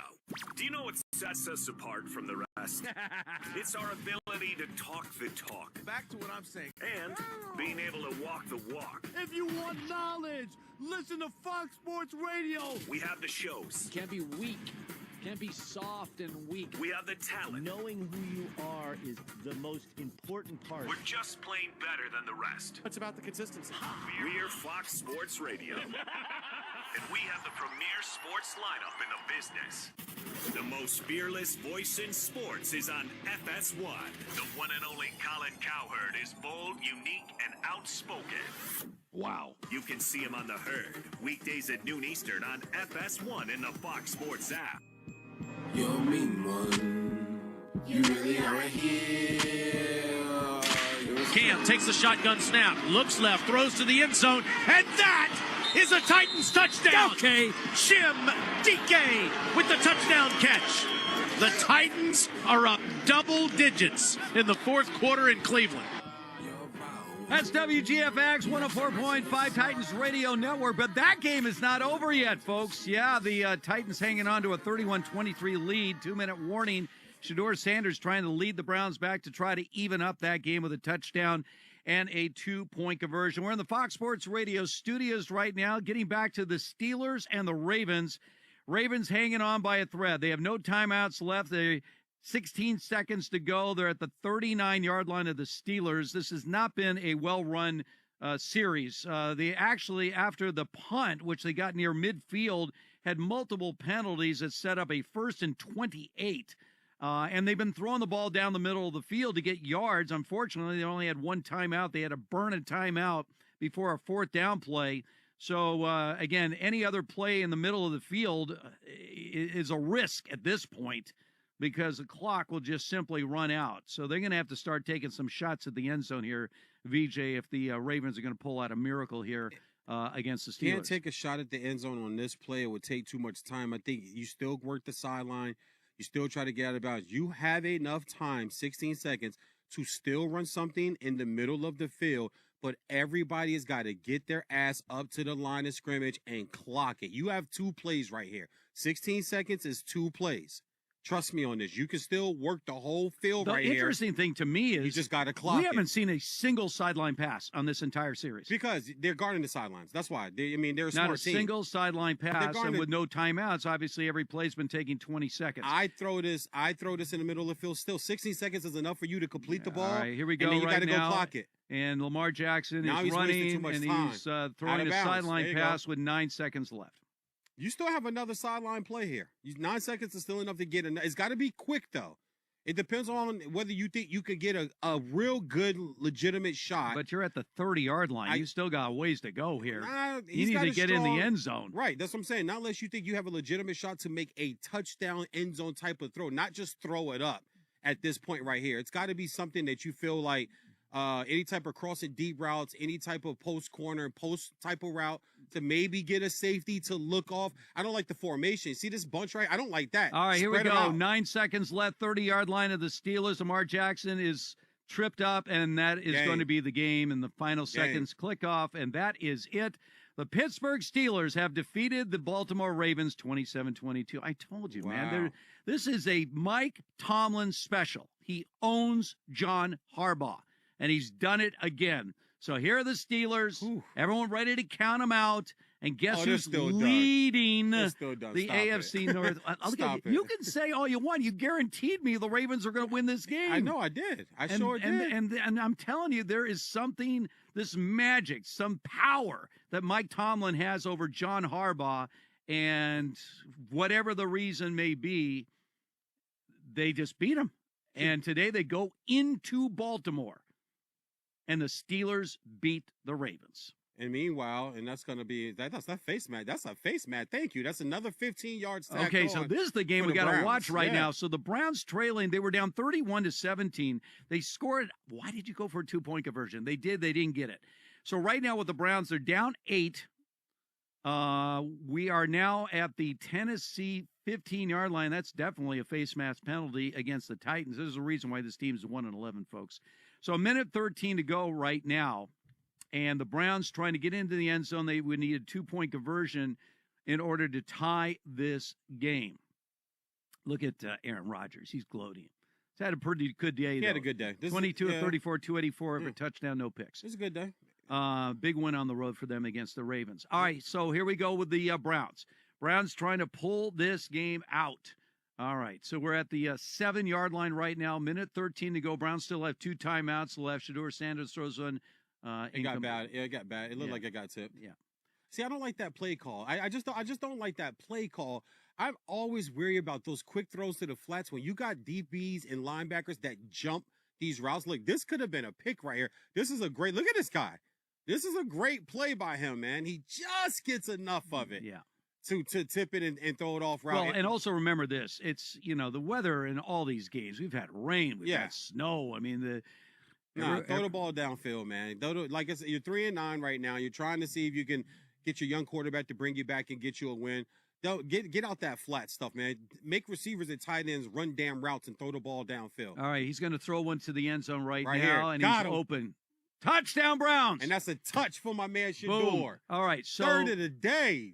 All right, so now you got to go fan in the rookie. And by the way, everyone was overlooking this guy in the draft, and I'm like, why are you overlooking him? Do you see his numbers at Bowling Green? Well, he was also the one who took the direct snap last week and fumbled. Yeah, remember they tried? Yeah, he's a talent though. No, he is. Got No, he's a talent. He showed it on that catch. All right, so the Browns are going to go for a 2-point conversion here to try to tie this game up. That's a touch. Good throw too. Get it up to your guy. Perfect throw. Just get up to your guy. Let him go make a play on it. All right, so this is it. This is the game for the Browns right now, trying to get the 2-point conversion. Minute 3 to go, and let's see what you come up with here on a 2-point conversion slant. Slant looks like it could be open. One receiver to the right. And they're going to have... Oh, God. And this is what happens when you take your quarterback off the field. What? Oh, what the heck are we talking about? What was that? What was that? Quarterback's throwing for 360 yards, and you pull him off the field for 2 points. That's him. What? I don't even know how to describe this play, ladies and gentlemen. I don't understand. So they pull.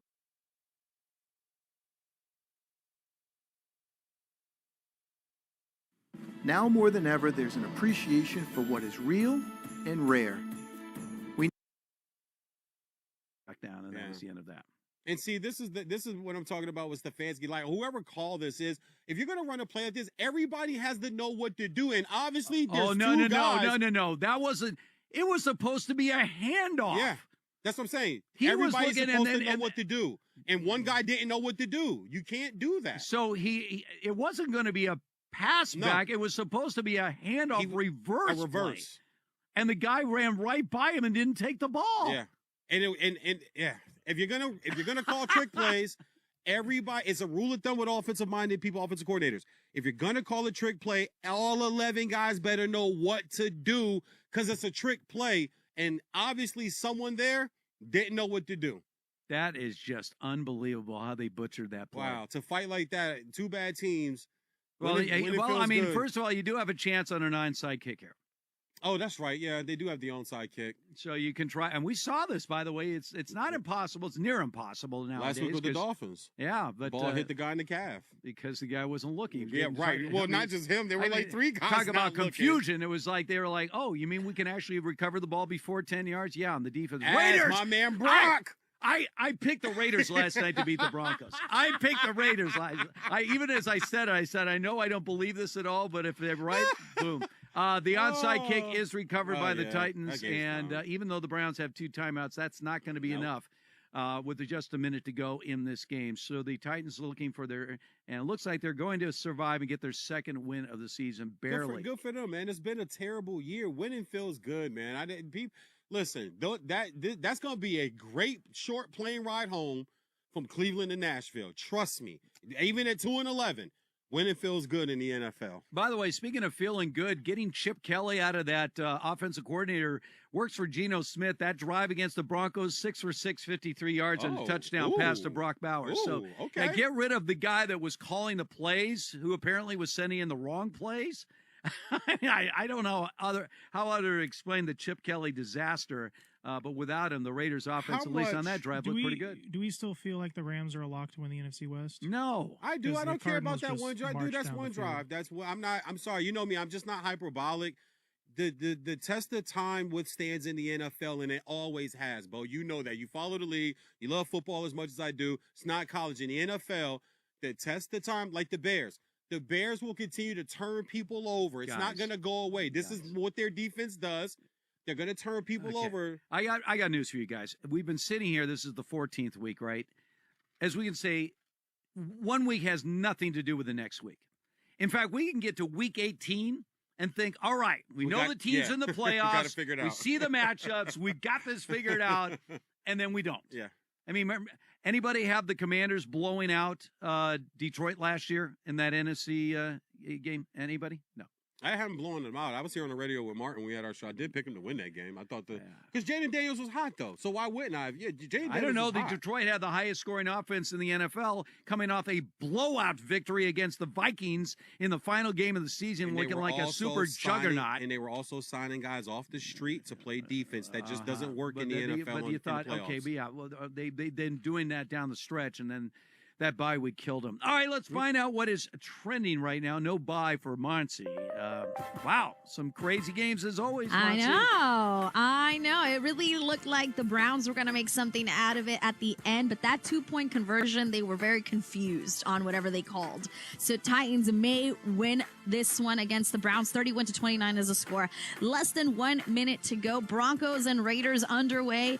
The second quarter is about to start in Las Vegas, but it's tied at 7 apiece. Geno Smith just connected with Brock Bowers. It was the first time the Broncos have allowed a touchdown on an opening drive this entire season. Bears and Packers also underway, but they're scoreless still in the first quarter. And the Cardinals in the end zone first against the Rams as Jacoby Brissett connected with Michael Wilson. So Cardinals are up 7-0. It's early in the first quarter. What has already wrapped up? Well, the Seahawks improved to 10-3 after outscoring the Falcons 37-9, where Sam Darnold threw for 249 yards, 3 touchdowns. He did have an interception. The Bills survived 39-34 against the Bengals. They improved to 9-4. Josh Allen threw for 251 yards, 3 touchdowns. He also had 9 carries for 78 yards and a touchdown. But the Bills had 3 touchdowns in less than 5 minutes of play clock at one point in that fourth quarter. Jaguars cruised past the Colts 36-19. Trevor Lawrence 244 yards and 2 touchdowns in the air. Colts losing quarterback Daniel Jones to an Achilles injury, and Shane Steichen has told the media that it doesn't look good. They can't officially say that he's ruled out for the rest of the season, but it doesn't look good, and MRI is going to confirm that. Steelers hung on 27-22 against the Ravens. They now have sole possession of the AFC North. Aaron Rodgers threw for 284 yards and a touchdown, but DK Metcalf in his best game as a Steeler, 7 catches, 148 yards. Saints with a 24-20 upset over the Buccaneers. Dolphins rolled past the Jets 34-10. Jets officially will miss the playoffs for a 15th straight year, extending the longest active drought in all 4 major U.S. sports. Vikings crushed the Commanders 31-0. J.J. McCarthy, not too shabby, 163 yards and 3 touchdowns in the air, but Jaden Daniels did leave the game with another left elbow injury. Also, Washington lost tight end Zach Ertz, who was carted off the field with a leg injury. In college football, Notre Dame, who did not make the college football playoff, who was cut, announced that they have withdrawn their name from consideration for a bowl game. Also, Iowa State and Kansas State did the same thing and telling the Big 12 Conference that they will not be participating in a bowl game. When it comes to the NBA, Celtics lead the Raptors 70-53 late in the second quarter. Back to you guys. Crazy day, Jess. Motzi. Crazy day indeed. Great job as always. Right back at you guys. Once again, we're in the Fox Sports Radio studios. Don't forget, after the show, the podcast is going up. So if you miss any of today's show, be sure to check out the podcast. Just search Fox Sports Radio wherever you get your podcasts. Follow, review the podcast, give it 5 stars. And again, just search Fox Sports Radio wherever you get your podcasts and see today's show posted right after we get off the air. All right, the morning games are done, meaning it's that time. Nope. Holy smokes. The Power 5. All right, so this is where we now take into account the morning games in the books. Our current Power 5s. I'll get started today with my number 5. All right. And then you will give us your 5 and 4, and we'll go from there. My current number 5, the Green Bay Packers. I like what I see with Micah Parsons right now. Oh, man. He's really getting to roll, and he's putting some damage out there, really looking like the dynamic force the Packers were hoping for, and he's turned it on right now. Jordan Love not making any mistakes. So, yeah, Packers getting ready to host the Bears. That game kicking off right now. I have the Packers as my current number 5. I was really torn at having the Packers at number 5, but I wanted to shake a little things up, man. I have the Jacksonville Jaguars sitting in at number 5 right now. I like their 3-1 record in their division, the division that we thought was going to go the Colts' way. Their defense is playing great. They're over 300 points scored so far this year. It's an offense 328.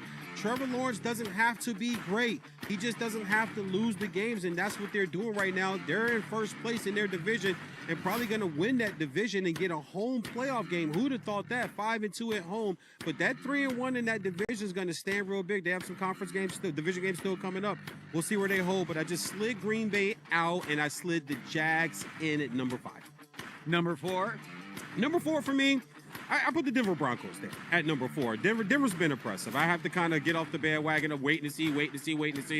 Love the 6-0 record at home, which means if you go there, it's going to be tough. That defense, they've won 9 in a row. That front 7 is monstrous. They get after you. And if you don't have a quarterback that can move and get out of the way, or you can't run the football, you're in a ton of trouble with this defense. If you got to go up there and play them, they're undefeated. Hard to breathe in Mile High, man. Give me the Broncos at number 4. I do like what they're doing right now. All right, my number 4 right now, the Chicago Bears. I'm just, again, still a little hesitant to have them any further up at this point, but this showdown, obviously, with the Bears, with the Packers, is going to tell us a lot about the Bears. So I got the Bears in at number 4. My number 3 are the New England Patriots.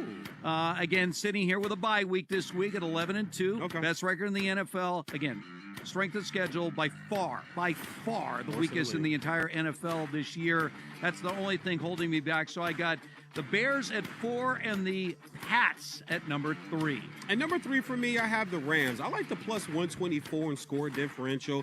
I just still love this team. I'm not going to get hyperbolic because they lose a game and a team moves the ball on them a little bit. Overall, I'm going to just keep putting the film on to see they run the ball, they're tough, they play defense, they turn you over, and Matthew Stafford has a lot of weapons to get the ball to. I trust Sean McVay. I cover the team. I see them up close and personal. We have these little glitches in NFL seasons, guys, but when you put the whole scope out there, this is still, to me, one of the top 3 teams in the entire football league.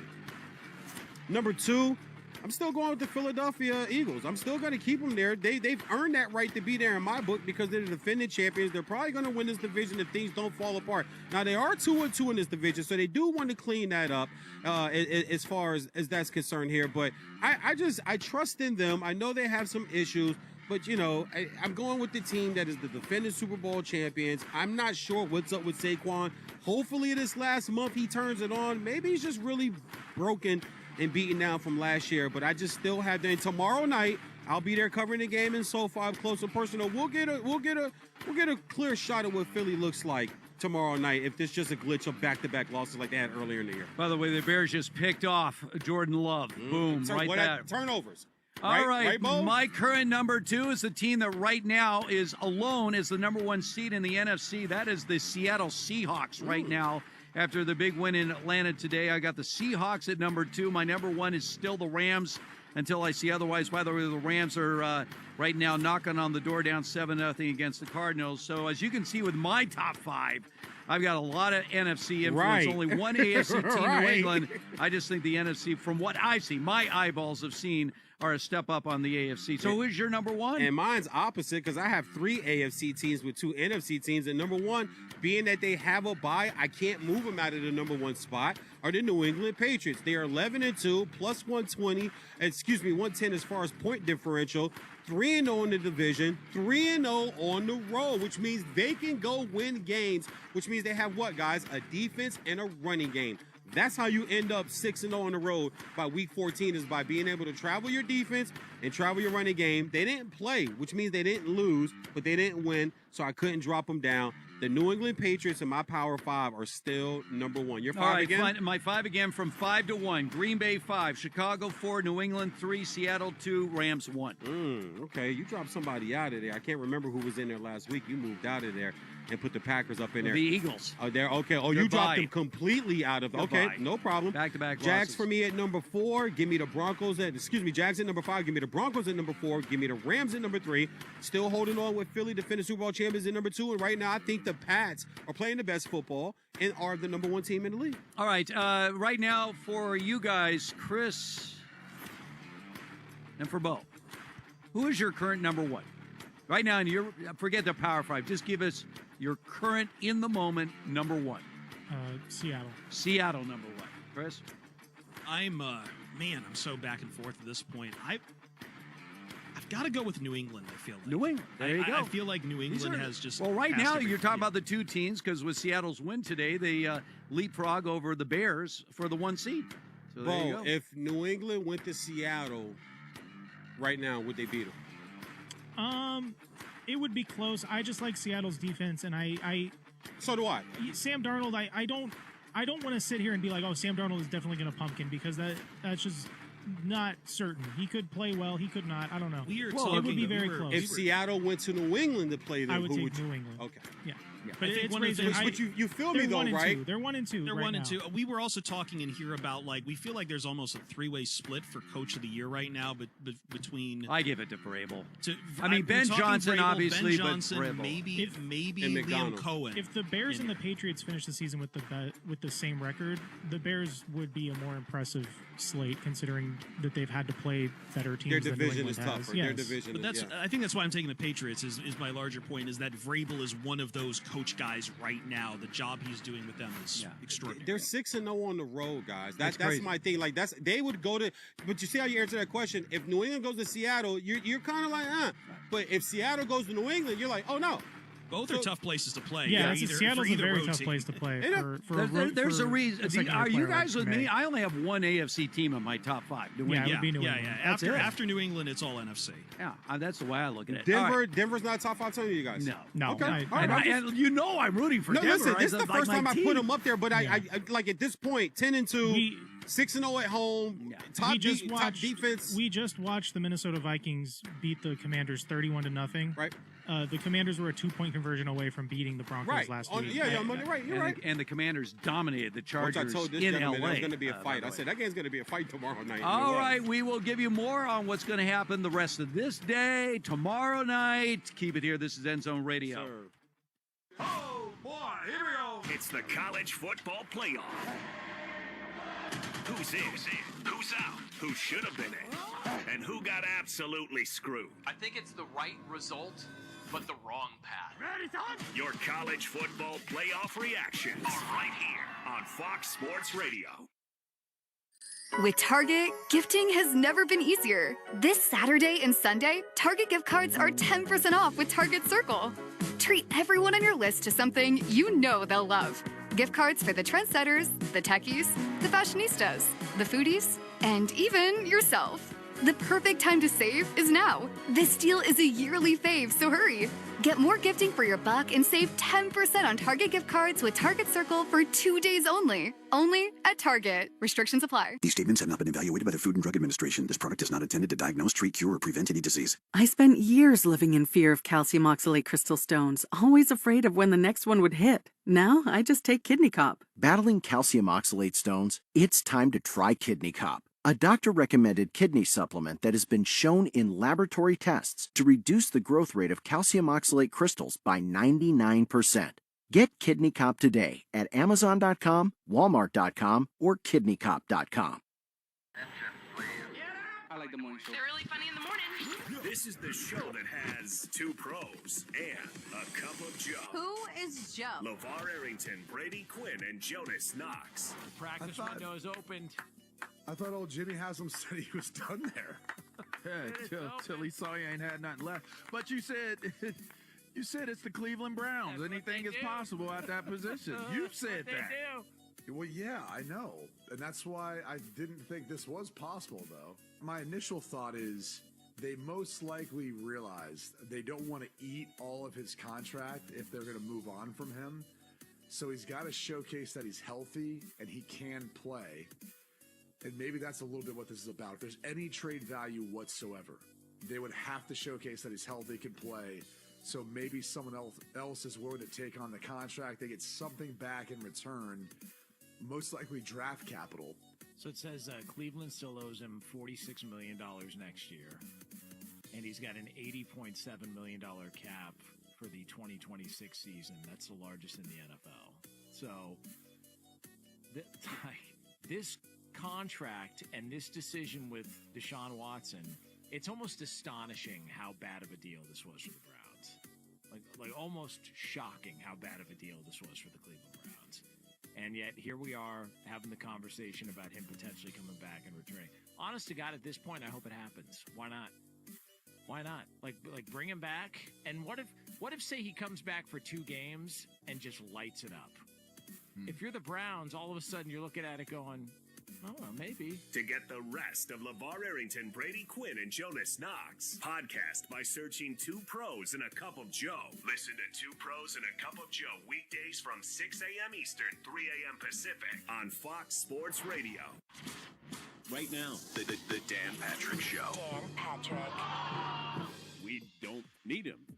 But if you think about it, if you're OKC, you got 3 picks in the first 15 this year, right now. What if you said, we'll give you these 3 first-round picks and maybe a player or 2, and you bring in Giannis at age 31? To me, that would be intriguing from Milwaukee's perspective. I don't know what OKC would think about this. And you don't want to mess with chemistry as much as we like to go, oh, well, man, imagine that. You put an all-star on that team, and you got great chemistry, obviously. Other teams that are mentioned, San Antonio Spurs, pairing him with Victor Wembanyama, the Rockets names, just another team that's come up. So there's going to be a lot of teams that would be interested. The Dan Patrick Show. Dan and the Danettes and you. Weekdays 9 a.m. Eastern, 6 Pacific on Fox Sports Radio. This is the Jason Smith Show. Check this out. Pay attention. With Mike Harmon. There's times I watch Jahmyr Gibbs and I go, he's the best running back in the NFL in the last 15 years. There's other guys who've been really good. I've got some really good running backs. Right? The end of Adrian Peterson's era was in the early to mid teens. But there's times when I look at this and I go, there is nobody that can hold a candle to Jahmyr Gibbs. And it's kind of fun that they're looking at, they showed Barry Sanders and Jahmyr Gibbs on the sideline together a little bit before the game. Barry at the game. Because Gibbs is the closest thing we've really had to Barry Sanders over the course of the past 15, 20 years in the NFL. As exciting, he's kind of like Barry Sanders 2.0. Barry didn't catch a lot of passes out of the backfield, wasn't Different part of the time game. Yeah, right, yeah. but he is so electric and he makes people miss at a Barry Sanders level. You're listening to Jason Smith with Mike Harmon. Weeknights at 10 p.m. Eastern, 7 p.m. Pacific on Fox Sports Radio. This is a friendly reminder to step your listening game up. Here we go. Spoiler alert. You want NFL? Here. He is in the Hall of Fame of business in the NFL. The Steelers are an Amish country, and they run their team like they're Amish. Need some NBA? Got it. I covered the league since 1987. Wow. MLB? Sure. Why not? The best Major League Baseball talent of my life. That's not close. It's Shohei Ohtani. We're Fox Sports Radio, the premier sports lineup in the nation. The most fearless voice in sports is on FS1. The one and only Colin Cowherd is bold, unique, and outspoken. Wow. You can see him on The Herd, weekdays at noon Eastern on FS1 in the Fox Sports app. I wanna need the 2 to tie the game. They're going cat. They're going Wildcats. Judkins with Whitehart in the backfield. 2-point conversion to tie. Back to Quinshon. He's going to fake the reverse. He's got it. And now he may throw. Now he reverses field. Now he throws it back all the other way to the other side, and it's incomplete. Oh, my. What was that? He faked the reverse. I think he was supposed to pitch it and decided not to. But here's the thing. You got Shador playing so well. Leads you down the field twice, and you turn it into a gimmick play from the 2. Yeah, that was the Browns radio network echoing what you said. Like, what are you doing? What are you doing? And ladies and what gentlemen, are you I didn't doing? hear that first. I'm hearing that right now, just like you guys are. Shador Sanders threw for over 360 yards, accounted for 4 touchdowns, and he watched that play from the sidelines as the Browns go down to the Titans of all teams by a score of 31-29. Once again, we're in the Fox Sports Radio studios. Of course, our crew is simply second to none. The great Monsi Bolaños. Very busy today. Not 100% certain what's going to happen tomorrow when her beloved Chargers host Not sure. the Philadelphia Eagles. VJ will be there. Chargers, you know it's going to be a sea of green out at SoFi Stadium. That is a guarantee. Not as bad as back in the day. Yeah. You're right, but not as bad. When I was there last year, when the Eagles came in last year and I covered that game, when pulling up to SoFi, I was shocked. Yeah. At all the Eagle gear I saw crossing the street, I was like, you thought you were in Philly. Wow, for a second there's there. a lot of Eagle fans out here in LA. I didn't know. And then you got inside, and it was like, wow, okay. Chris, always great to have you back, Chris. Yes, it was a fun little excursion up there. Took my mom to her first ever NFL game for the Thanksgiving Lions game. And wonderful. She loved the experience. I think my favorite thing was that I saw the text she was getting from friends. And a lot of them was, I was so jealous. I am so jealous of you getting to see Eminem, which wasn't even on like the list for the halftime show. He just popped up as a surprise. Right. I even heard like the drop from Till I Collapse, and I'm like, I don't remember Jack White having this in here. There's M. There's M. Okay. Yeah. Wow. All right. Well, that is great. And of course, it was a great day for Lions fans. So they got no, the big it wasn't. victory. They lost. Oh, that's right. They lost. It was the Packers game. Oh, that's right. That game. Oh, okay. Yeah. But it's all right. We beat the Cowboys. And then you did beat the Cowboys. And then, of course, Bo, what can we say? I don't know where you stand right now. Steve, you're all over the map. We went through this entire show, and we have not once mentioned the positivity rabbit in the Eagles locker room yesterday. Oh, happy Easter. Yeah. Thank you, Nick Sirianni. I'm sure that will fix it. Okay, you can't say goodbye to Nick Sirianni and Jalen Hurts fast enough. Are you almost rooting for the Chargers tomorrow? No, I want the Eagles to win the game. I'm going to try to buy a ticket tomorrow morning if it gets any cheaper. But with the Penn State job closing, I don't really know where Nick Sirianni could go. I was lobbying for Nick Sirianni to get that job. I asked Rich Ohrnberger to put in a word for Nick Sirianni, but I guess they don't listen to him anymore. Yeah. It's not fair. Why would he go to Penn State? I don't know. By the way, all those jobs are now filled. Remember we had all these openings? Like, they all got filled.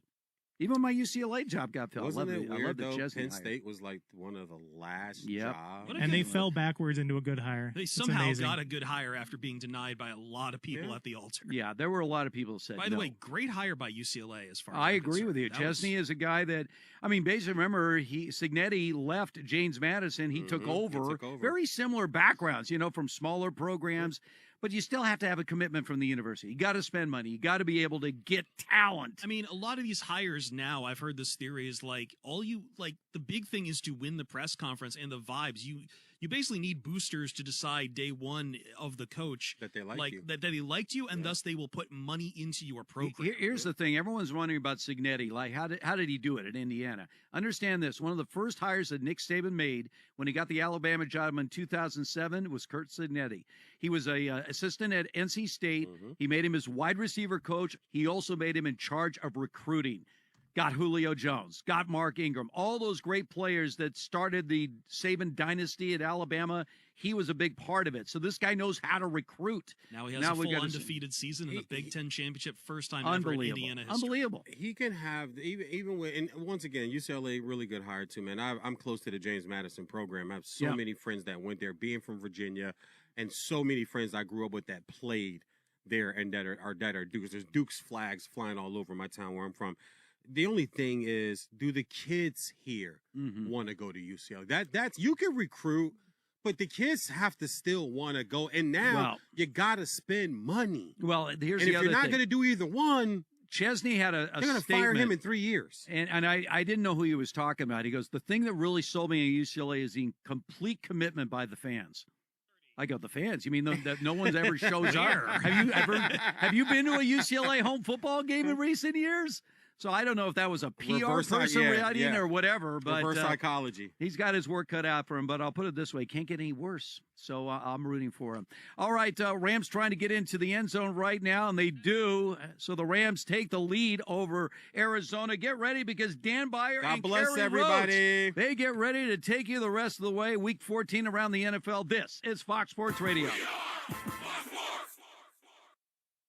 Get in the zone, AutoZone. Charlie's battery is struggling to start. Not ideal before the tailgate, so he goes to AutoZone. Welcome to AutoZone, where a friendly AutoZoner tests his battery for free. Looks like he needs a new one, so he gets the Duralast battery. have fun and stay warm. And he makes it to the tailgate early enough to get his favorite spot. Free battery testing and charging. No hassles, just help. Get in the zone, AutoZone. Restrictions apply. For delicious meals, you could go out to eat or spend hours in the kitchen. Or you could just make a Marie Callender's meal. Yeah, you heard me. Marie Callender's classic chicken parmigiana bowl is delicious with scratch-made marinara sauce, creamy mozzarella cheese, and no preservatives. It's high in protein with 30 grams per serving. Marie Callender's, what having it all tastes like. Fearless voice in sports is on FS1. The one and only Colin Cowherd is bold, unique, and outspoken. Wow. You can see him on The Herd, weekdays at noon Eastern on FS1 in the Fox Sports app. There are some shows you don't want to miss. This is going to be fun. And there are some shows you can't miss. Let's not overreact. This is Covino and Rich. I saw a clip on social where they were asking kids what they thought the yellow pages and the white pages were. And watching kids learn that numbers should just be in a big fat book, they were like, what? like they couldn't comprehend. And addresses, right? If you want to look people up. So random. You know, it's we said it's snowy on the East Coast. Remember on those days where the weather was a little suspect? There would be like a phone chain at school. Like your mom would get a call from someone like, school's canceled. Then she had to call someone else's.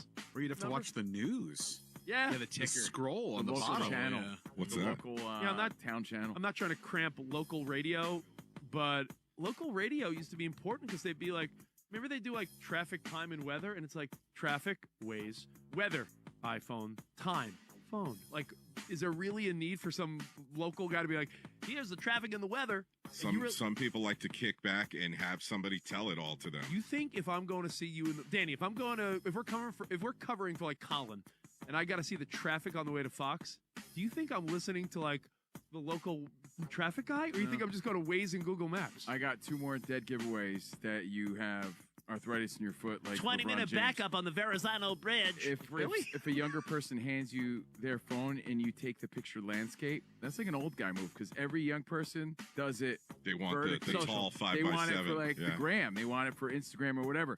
And if your reference is Facebook, hey, this is Cheech and this is Chong, and you're listening to Covino and Rich. So listen up. To get the rest of what Covino and Rich said, podcast it by searching Covino and Rich. And as always, you can hear Covino and Rich weekdays at 5 p.m. Eastern, 2 p.m. Pacific on Fox Sports Radio. This is The Herd. You got to be consistent. With Colin Cowherd. Mike check. People are basically saying what Denver is doing is not sustainable. You can't keep winning in the fourth quarter like Denver's doing. And I would say, no, that's absolutely sustainable. What's not sustainable is when the Patriots went 10 years without winning a Super Bowl, and those Randy Moss years when you're scoring 50 and winning by 3 touchdowns. They didn't win a Super Bowl that year. Every other Super Bowl Belichick and Brady were in New England, all but one were one-possession games. When I look at Denver, it's absolutely coaching and details. For instance, fewest sacks allowed. That's coaching. Coaching and demanding, not pandering. Bo Nix, Not a big, strong guy breaking tackles from defensive ends. He doesn't get sacked. His dad was a coach. He takes to coaching. Sean Payton. This is The Herd with Colin Cowherd. Wow. Weekdays at noon Eastern, 9 a.m. Pacific. Here we go. Van Maller. Look out. The late night wordsmith. We speak fluent emoji. Van Maller, holding the sports world accountable. They went out there like a toy poodle with fleas, is how they played in that game. And when he's right, you'll know about it. And you know what? I was absolutely right. It's the Van Maller Show. So I've got NASCAR, IHOP, and opera. Listen on the overnight, 2 a.m. Eastern, 11 p.m. Pacific on Fox Sports Radio. FS1. Looking for the one, what you looking at the one? To find FS1 on your television, go to foxsports.com for details. FS1. Looking for the one, what you looking at the one?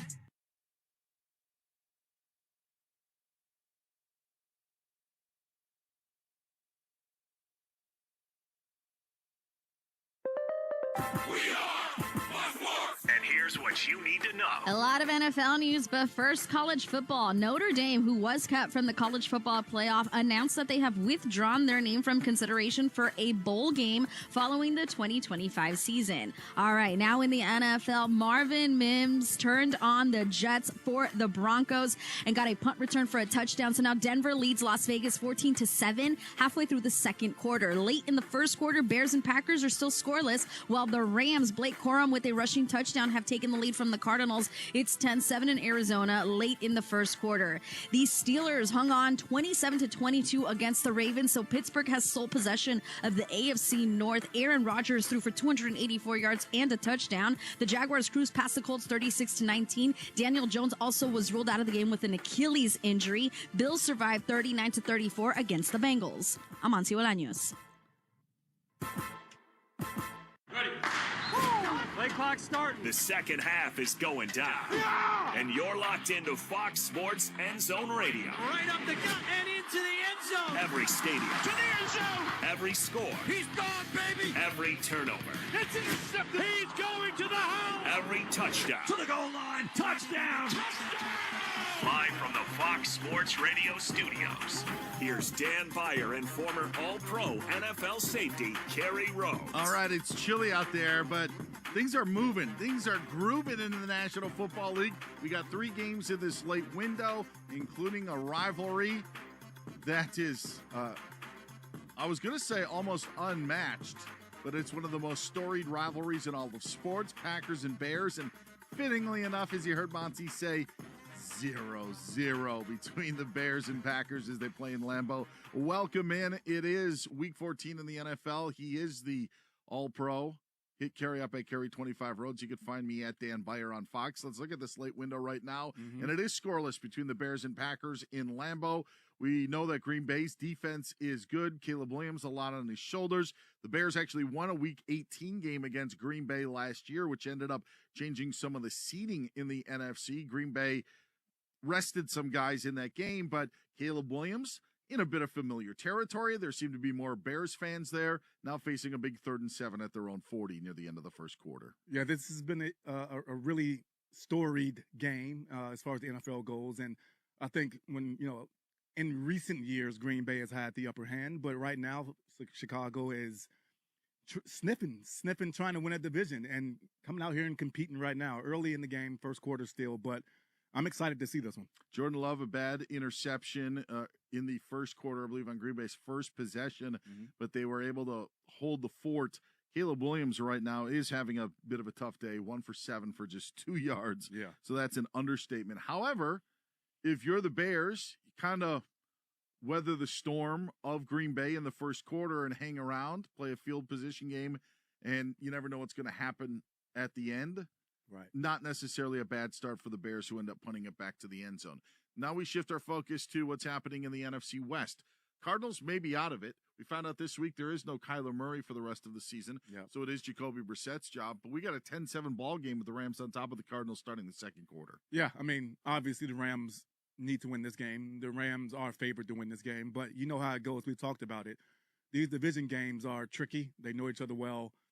And historically, the Cardinals play the Rams tough anyway, so it's gonna be a hard fought game. I think the Rams pull away at the end, but it'll be competitive. The Rams have quite a bit of a gauntlet. So much was made of their matchup with Seattle earlier this season. Yeah. They've got the Seahawks in Week 15, but sandwiched in between this one and that contest, Detroit comes to town. Yeah. So Detroit and the Detroit and the Rams will be playing next week, and then in Week 16, it's the Thursday night affair. So the Rams are going to have a condensed schedule with that Thursday night game, but these are all big games. The Lions obviously have something to play for right now, still on the outside looking in, and would need a little help in the NFC, but that could sort itself out over these final 4 or 5 weeks of the regular season. And it is interesting because they become so valuable when you look at the 49ers right now on a bye in Week 14 carry at 9-4 in the 7th seed. 9-4 gets you the last spot in right now. And again, this is going to sort out. Packers-Bears will sort something out. But if the Packers lose this game, then the Niners can move up a spot. But there's a lot to play for. Bears have the 49ers later on in their schedule. But this is one, if you're the Rams, that I know Arizona's a nice feel-good story, but you can't lose this one with what's ahead for you. Yeah, they can't lose this one. They already had a bad loss last week, and so for them, they need to bounce back. They should definitely have focus going into this game. I know they had some health issues, even with the head coach, as far as him being available for this game due to illness. But they got to come out and win these games. And you talked about it. You lose in that Green Bay Chicago game. You lose this, and whoever takes control. We're talking about a division that had 3 teams in the playoffs last year, and now the way the playoff picture is shaping up right now, it could be one. By the end of it. And now it's not likely that's going to happen, but it could be. This is the frustrating thing, and it's going to be the conversation that pops up again, especially with the Buccaneers losing today to the Saints. Yep. They and the Panthers now in the thick of it in the NFC South. Yeah. But you are going to have possibly not 1 but 2 teams, and maybe even 3 wild card teams that are all have better records than what a division winner would have in the NFC You South. hate that, Dan. I can't stand it. No, I don't the incentive of what these teams go through. Like, I understand that having a top line, the number 1 overall seed, or at least winning that division is enough to play for. I just think that the other teams they're so penalized by it.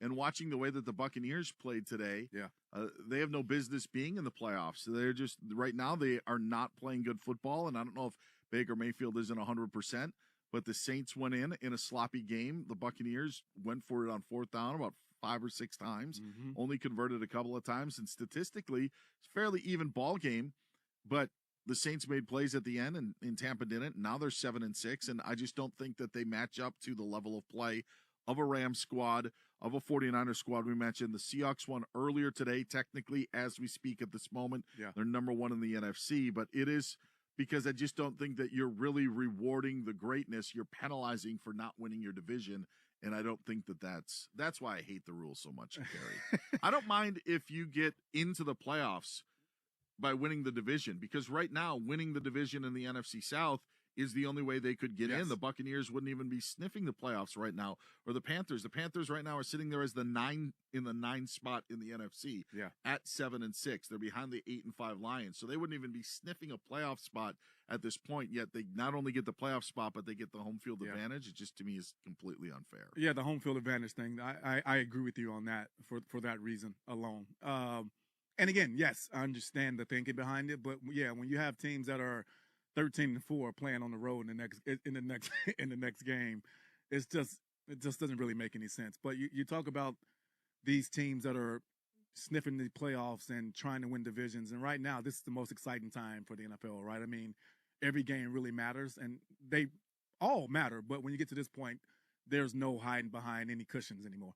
And it's a big game for the Broncos. They've got a matchup against the Raiders. Now, Denver beat the Raiders earlier on the season, but a tiebreaker that Denver and New England may have to face is winning percentage against common opponents.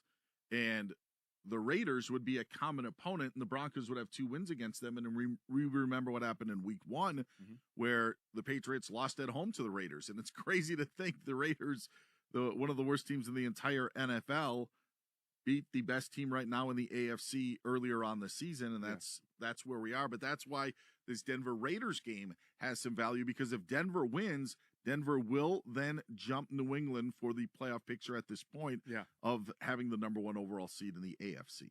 Yeah, no, and we talk about it a lot. A lot of these games, they matter, and even when you think they don't, and obviously all games aren't created equal, but by the end of the season, they could be. And so having these percentage points come into play will definitely, I mean, I saw that stat earlier as well, have Denver jump New England for the first spot. So it's going to be interesting down the stretch here. Jacoby Brissett has hit Michael Wilson for a big play to get him near midfield, and Cardinals offense has made a few more, but now they're facing a 3rd and 10, down 10-7 to the Rams with 9:19 left to go. The Cardinals having the ball in the red zone right now from the Rams' 12-yard line. Trey McBride area, but really right now, if you're the Cardinals in this situation, just don't turn it over. Come away with some points to answer the Rams taking the lead, but a 3rd and 10 right now for Arizona as Jacoby Brissett's 11 for 14 so far. Well, yeah, they won't turn it over here, Dan. I mean, Kyler Murray's not at quarterback. Ooh, shots are fired. I'm sorry. Sorry, Kyler. Sorry. I didn't even mean that. Kyler's not even playing. No, they just got. You're right, Dan. They got to be smart with the ball here. As Jacoby Brissett throws interceptions. No, I'm joking. He only got sacked, but like you said, protect the 3 points here, Dan. And they're going to have to settle for the attempts, looking for Trey McBride, as I like to say it in my German accent, unable to get the football to him, so the Cardinals are going to have to settle.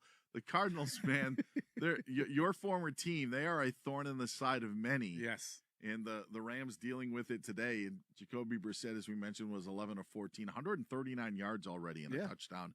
The field goal is good, so it's tied up at 10 apiece between the Cardinals and the Rams. I was watching the Packers-Bears game with the sound on earlier. Yeah. Shocked at the amount of Bears fans that are in Lambeau Field. Now, there are Bears fans everywhere. There's a bunch of Bears fans in the state of Wisconsin.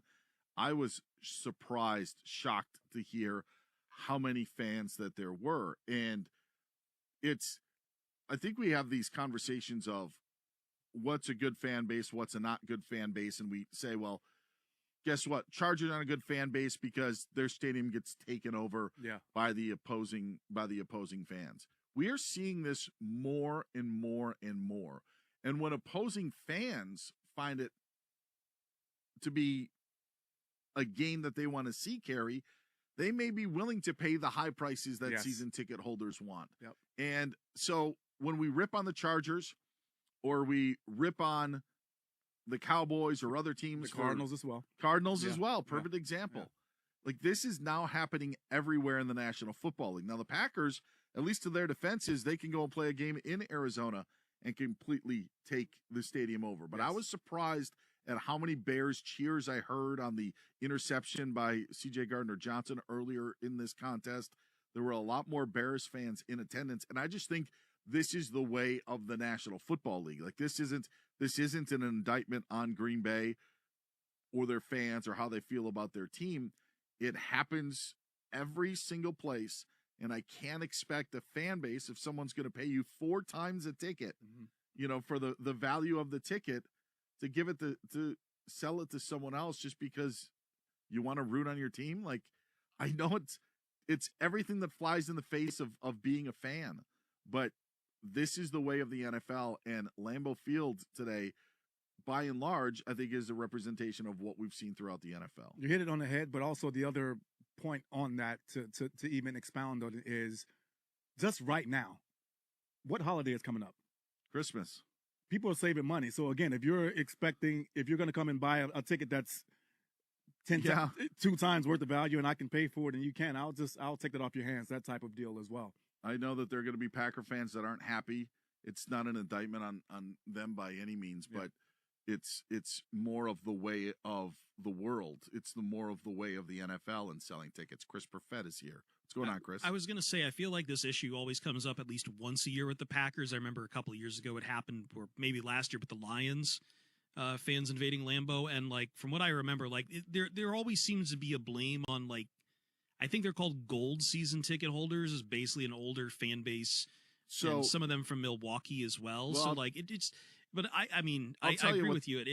It's like usual way this happens. It's Lambeau. You want to go visit up there, and like you can't fault anyone from selling tickets, but feels like the usual suspects will be trotted out for this one. There are two ticket packages that the Packers sell. There is a green package and a gold package, and the gold package is sold to the Milwaukee markets, and the gold package is 2 regular season games and 1 preseason games. The other ones are all given to a green package. I know this because my family members have the green packages, and like, what's the gold game this year? Which games are you missing out on? So there are different Packer fans that end up going to them. But Chris, let me ask you this: you were at the Thanksgiving Day with Green Bay and Detroit. How many Packer fans were there in attendance for that game? Not as many as I thought, to be honest. Okay, I thought there not was proving my point. No. There was a few. Thank you so much. What were you about to say, Dan? I was hoping you would say. I thought there'd be a lot fans. more. I really did. But what would you say the split was? 80-20 or so. Okay, so 20%. I think that's pretty significant for what would be a traditional game. It's not 50-50. That's not at all what I'm saying. I'm just saying you heard Bears cheers, which were surprising in that. And if you had 15% of the fans be Bear fans, it's actually going to make some noise. Yeah, for sure. Now, it's not the 50 and 60 that you're going to have, but it is more. Shay, what do you got for us? It's all right. We got to take a timeout. So Green Bay just got into the end zone. Jordan Love to Christian Watson on a touchdown pass. So the Packers, their fans have something to cheer for, and the smaller number of Bears fans, but still significant, sitting on their hands. So it's 6-0 with the extra point coming up. Broncos continue to lead the Raiders 14-7, and the Rams and Cardinals remain tied up at 10. A check-in from one of the biggest games of the day is the Bills were able to survive against the Bengals. We'll focus on that next on Fox. When football is on, we're talking about it. Ball's down, the kick is up, and it is When football is off, we're still talking about it. What a game! This is Code Red. All season, this is your football home. I love football. This is Fox Sports Radio. Hey, it's Jonas Knox, and if you're thinking about upgrading your business computers to Lenovo, go straight to the source, Lenovo.com. Why? Because it's your last chance to get their biggest holiday deals on great gear like the ThinkPad X9 14 Aura Edition and Yoga 7i 2-in-1. The best price on a Lenovo is at Lenovo.com, with PCs up to 35% off. So go directly to the source and save big this holiday season, Lenovo.com. Lenovo. An official message from Medicare. Medicare plans change from one year to the next. And this year, it's important for you to review your current coverage and compare all your options during Medicare open enrollment. Compare health plans, drug coverage, and costs. See if you can save some money, and don't forget to make sure your drugs are covered. Open enrollment ends December 7th. Visit Medicare.gov or call 1-800-MEDICARE. Paid for by the U.S. Department of Health and Human Services. Too much on your list this season? There's no better time to switch to payroll with Gusto. Gusto saves you 2 days every month on payroll, taxes, and compliance. So you can go from making payroll to making gingerbread houses, checking your books to decking the halls, spreadsheets to snow angels. Switch before the end of the year and there's no need to transfer payroll history. Now that's a reason to be merry. Choose a future with Gusto and get more time for what matters. Get started for free at gusto.com.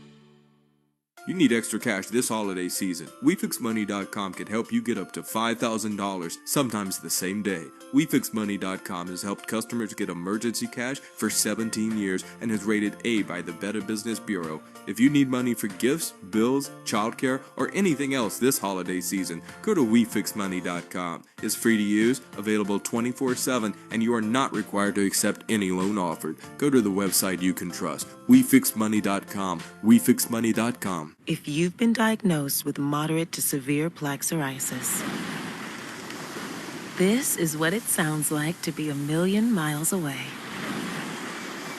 Imagine being 1,000,000 miles away.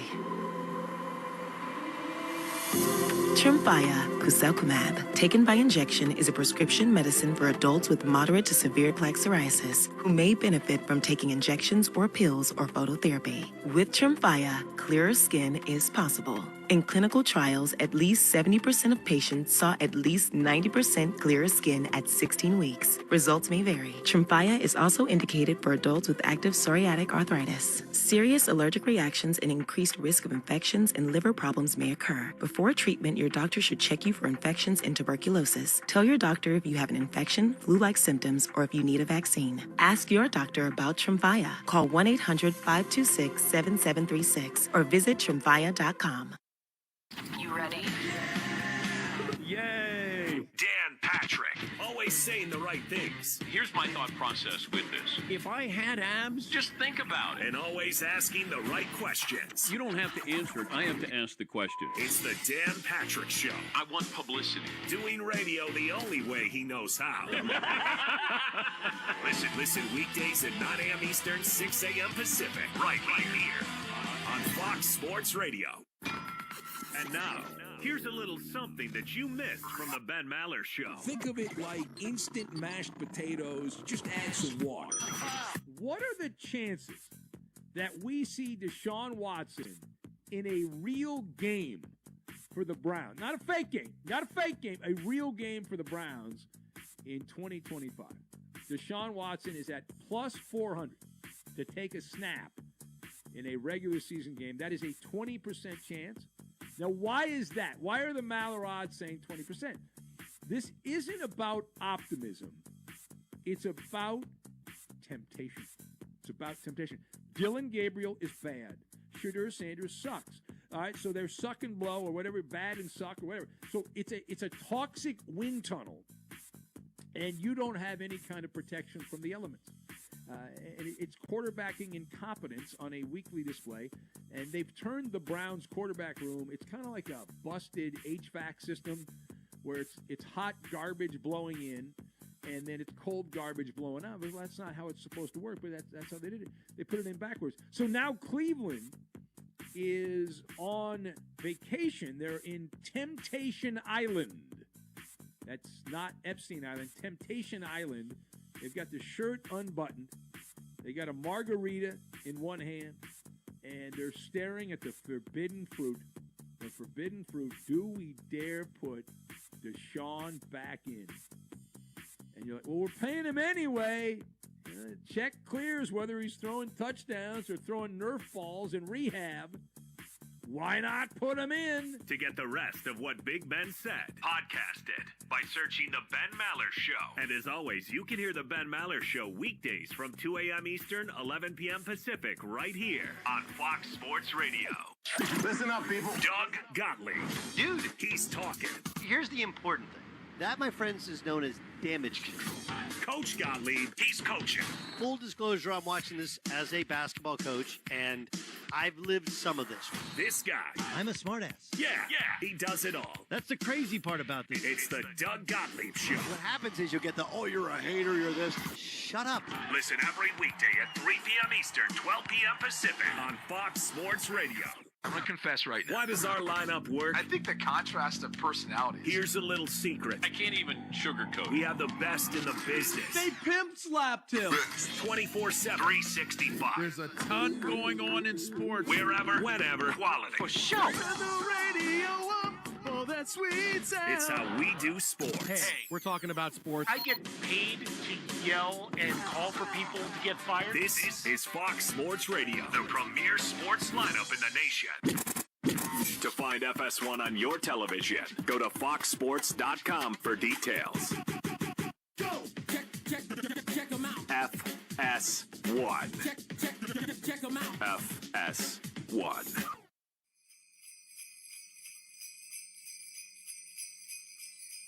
Bears and Packers. Here's the snap. Blitz out. They pick it up initially. Lofts the middle. Going for Watson. Yes. Got it. Touchdown. Green Bay Packers. Christian Watson took it away from Kevin Byard, and the Packers strike first. 23-yard touchdown pass. It's End Zone Radio. Dan Beyer and Kerry Rhodes. There it is. It is End Zone Radio. He is Kerry Rhodes. I'm Dan Beyer. 97.3 The Game. WRNW. Packers Radio Network with the call. Extra point was good, so Green Bay's up 7-0 in that one. Raiders facing a 4th and 3 at the end of the first half near midfield. Broncos leading the Raiders 14-7. Kyron Williams just got into the end zone for the Rams. They're up 17-10 on the Cardinals. Nice weather in Las Vegas and Arizona helps when you play indoors. That was not the case today in Buffalo. Let's focus on that. Ready. Now. Hey, let's go! It's time for the NFL on Fox. Focus. Amidst rain, sleet, snow, everything that you could imagine, the Buffalo Bills got a win against the Bengals today to improve to 9-4 with a 39-34 victory over Cincinnati. Joining us now, he was on the call for Fox Sports. Joe Davis joins us from Buffalo. Joe, welcome in. Hope you're warm. At the start of the game, did you ever imagine this contest could end up with both teams combining for 73 points? Yeah, I think that was our hope that we would get that with those two quarterbacks. It was just a different path to get there than we thought. You know, it was looking like it was going to be all Cincinnati, and then the game turning on those couple defensive plays that Buffalo made. Joe Davis joining us here on Fox Sports Radio. I want to talk about the offensive play made by Josh Allen. I understand the defense and the interception on Joe Burrow, but it sure seemed something changed when Allen went on his sprint, 40-yard touchdown run to make it a one-score game in the fourth quarter. Was there a feeling where Bills fans losing hope? Tell us about that play where Allen was able to scramble for 40 and get the score. Yeah, this guy has a knack for when his team needs something, giving it to him. And he always seems to have that play that injects that life and injects that hope into his, like you said, crowd and into his team. You know, they've been down the whole day. They were down 2 scores at that point. He rips off the longest touchdown run of his career. And it's as if he says, don't worry, folks. Like, this ain't over yet. And not too many guys can do that by themselves, but he does it all the time. Joe, I mean, these two teams, obviously, the Bengals have been a disappointment because of injuries and also the defense, but they've played well. They've played well since Joe Burrow's gotten back as far as, obviously, they're going to score points, but the defense have been playing better. Then you just insert Josh Allen, right? And obviously, he put on the Superman cape at the end of this game and brought them back to win the game. But this Buffalo Bills team, to me, that they still have a lot of flaws, but they continue to win. Is it just solely Josh Allen being heroic, or does this team have more than I think they have? Well, today it was more than that. I don't think they win without Christian Benford, 67-yard pick six turning the game. And, you know, I think that throughout the year, it's been more than ever, there's been more to it than just Josh Allen playing Superman. They lead the NFL in rushing yards per game. Yep. Not quite as big of a day today for the running game, but I think they're starting to show that they can do whatever the game calls for. Maybe not as extraordinary as far as the passing numbers and the overall output, but I think as well equipped as any team, and especially when you combine that with how wide open the AFC seems this year, I think you like Buffalo's chances as much as anybody's. And Joe, I think you hit it on the head right there. I as much as I think people love Josh Allen, I mean, I think this team really goes as far as James Cook goes. And if they can stay consistent to run the ball, and I think what you just said as far as being able to win every type of game, I think it'll bode well for them. Do you agree with that? That take? I do. And, you know, you love to whip the ball around and win games that way during the regular season. How fast can you score a bunch? But you guys know in the playoffs, a lot of times it's the ability to run the ball that plays. You saw it with Philadelphia last year. They rode Saquon Barkley to the whole thing. Yep. So to have the ability to go run for 250 yards, if that's what the day calls for, like sometimes in the playoffs it does when you're going to get some cruddy weather. To have that in your holster, I think that's something that has to have you feeling cautiously optimistic that even though it's not been a completely clean trip through this regular season, you might be equipped to make a run. We hope you have a clean trip back home. I know the weather can be sketchy, but safe travels, Joe, and we hope to talk to you again in the future. Thanks so much. Okay, guys. Thank you. All right, Joe. Have a good one. Bills top the Bengals 39-34. You mentioned James Cook. Yep. Had a costly fumble at one point. Thought he actually was going to get into the end zone a few plays prior. Then turns it over. But this is the thing with Buffalo and their expectations. Like today, they had an expectation that they could get in a track meet with the Bengals and win, and they were behind with about a quarter of the race to go. And then down the stretch they came, and here comes the Bills with the late kick. And in the kick, I mean the energy, not an actual kick in the game, but the turnover by Joe Burrow that they were able to take to the house as well. This is how Buffalo is going to win games. And they're probably not going to get a home game. So Buffalo's going to have to play in these shootouts on the road against these teams, and Josh Allen's going to ultimately have to take over. 3 touchdown passes today, had the big touchdown run, as you heard Joe Davis say, his career long in a touchdown, 40 yards. But this is the only way that Buffalo has any chance to hold out hopes of a Super Bowl, because their defense right now just is not up to the part. Dan, this team, there's no way this team is making a deep run. And I mean, obviously there is a way, because we've seen crazier things, but this team does not impress me at all. And then they impress me. You know what I mean? Like, it's one of those things where it's like, this team's pedestrian. And then all of a sudden, yes, the Josh Allen thing happens, or Cook thing happens, or the tipped interception happens that changes the game. They're almost playing a style of football that we saw with Kansas City last year, right? In close games or in gotta-have-it situations, they seem to make a play. And they're kind of falling into that territory for me, in my opinion. This is the thing with the Buffalo Bills. When you look at it as a whole, to your point, is Buffalo can't do this over a 3 or 4 game stretch. No. And if you're going to win a Super Bowl, it's going to be 4 games. Yeah. But when you start taking it piece by piece, right, to lose 50 pounds, you got to lose the first 10. Mm-hmm. So you got to win the first one. Then you got to win the next one. Then you got to win the next one. The Bills, the playoffs started right now, just in the playoff picture as it is. And it can depend on what the Chargers do tomorrow night against the Eagles. But right now, the Bills would face the winner of the AFC North. So there you would have a Ravens or Steelers team. Mm-hmm. They can go into those places and win. Heck, they just did it a week ago in Pittsburgh. Yep. So they can do that. Mm-hmm. Then they got a game against the Bills coming up, or excuse me, against the Patriots coming up, the Bills do. That could be a matchup if New England gets the number 1 overall seed. Mm-hmm. And you play that game. I don't think it would be a sure thing that New England would win. So you're looking at it and saying, well, if Josh Allen and James Cook and crew are firing on all cylinders, they're going to be tough to beat. Mm-hmm. It's the Kansas City Chiefs thing, right? Whenever Patrick Mahomes is in a game, in a 1-game situation, you think that he's going to win. I think we're going to look at the Bills like that. Yep. But I agree with you, just overall, it's just not sustainable. So in one of those games where we think they're going to do it, they're not going to do it, right? Like, that's what's going to happen. And so it happened with Atlanta, right, in their contest. And, I mean, there was a game against Carolina where I thought they weren't going to do it, and they just completely put it on the Panthers. But to beat the Bengals today 39-34 in a game that you had to come back, and I know conditions were crazy. Yeah. I thought conditions actually would have favored the Bills today than they did Cincinnati, and it really wasn't the case. It's crazy. You said it. They scored 73 points in that weather today, which is it's an indictment on both defenses. You obviously in those snowy and those wet conditions, yes, the offense has a little bit of an advantage because they know where they're going, but speed's not an issue. Like, if you're playing sound football, sound defense, you're not going to give up 39 points in that condition. And neither one of these teams have a defense that puts fear in anybody's heart right now. He's Kerry Rhodes. I'm Dan Beyer for a look around the scores of the NFL in Week 14 and so much more.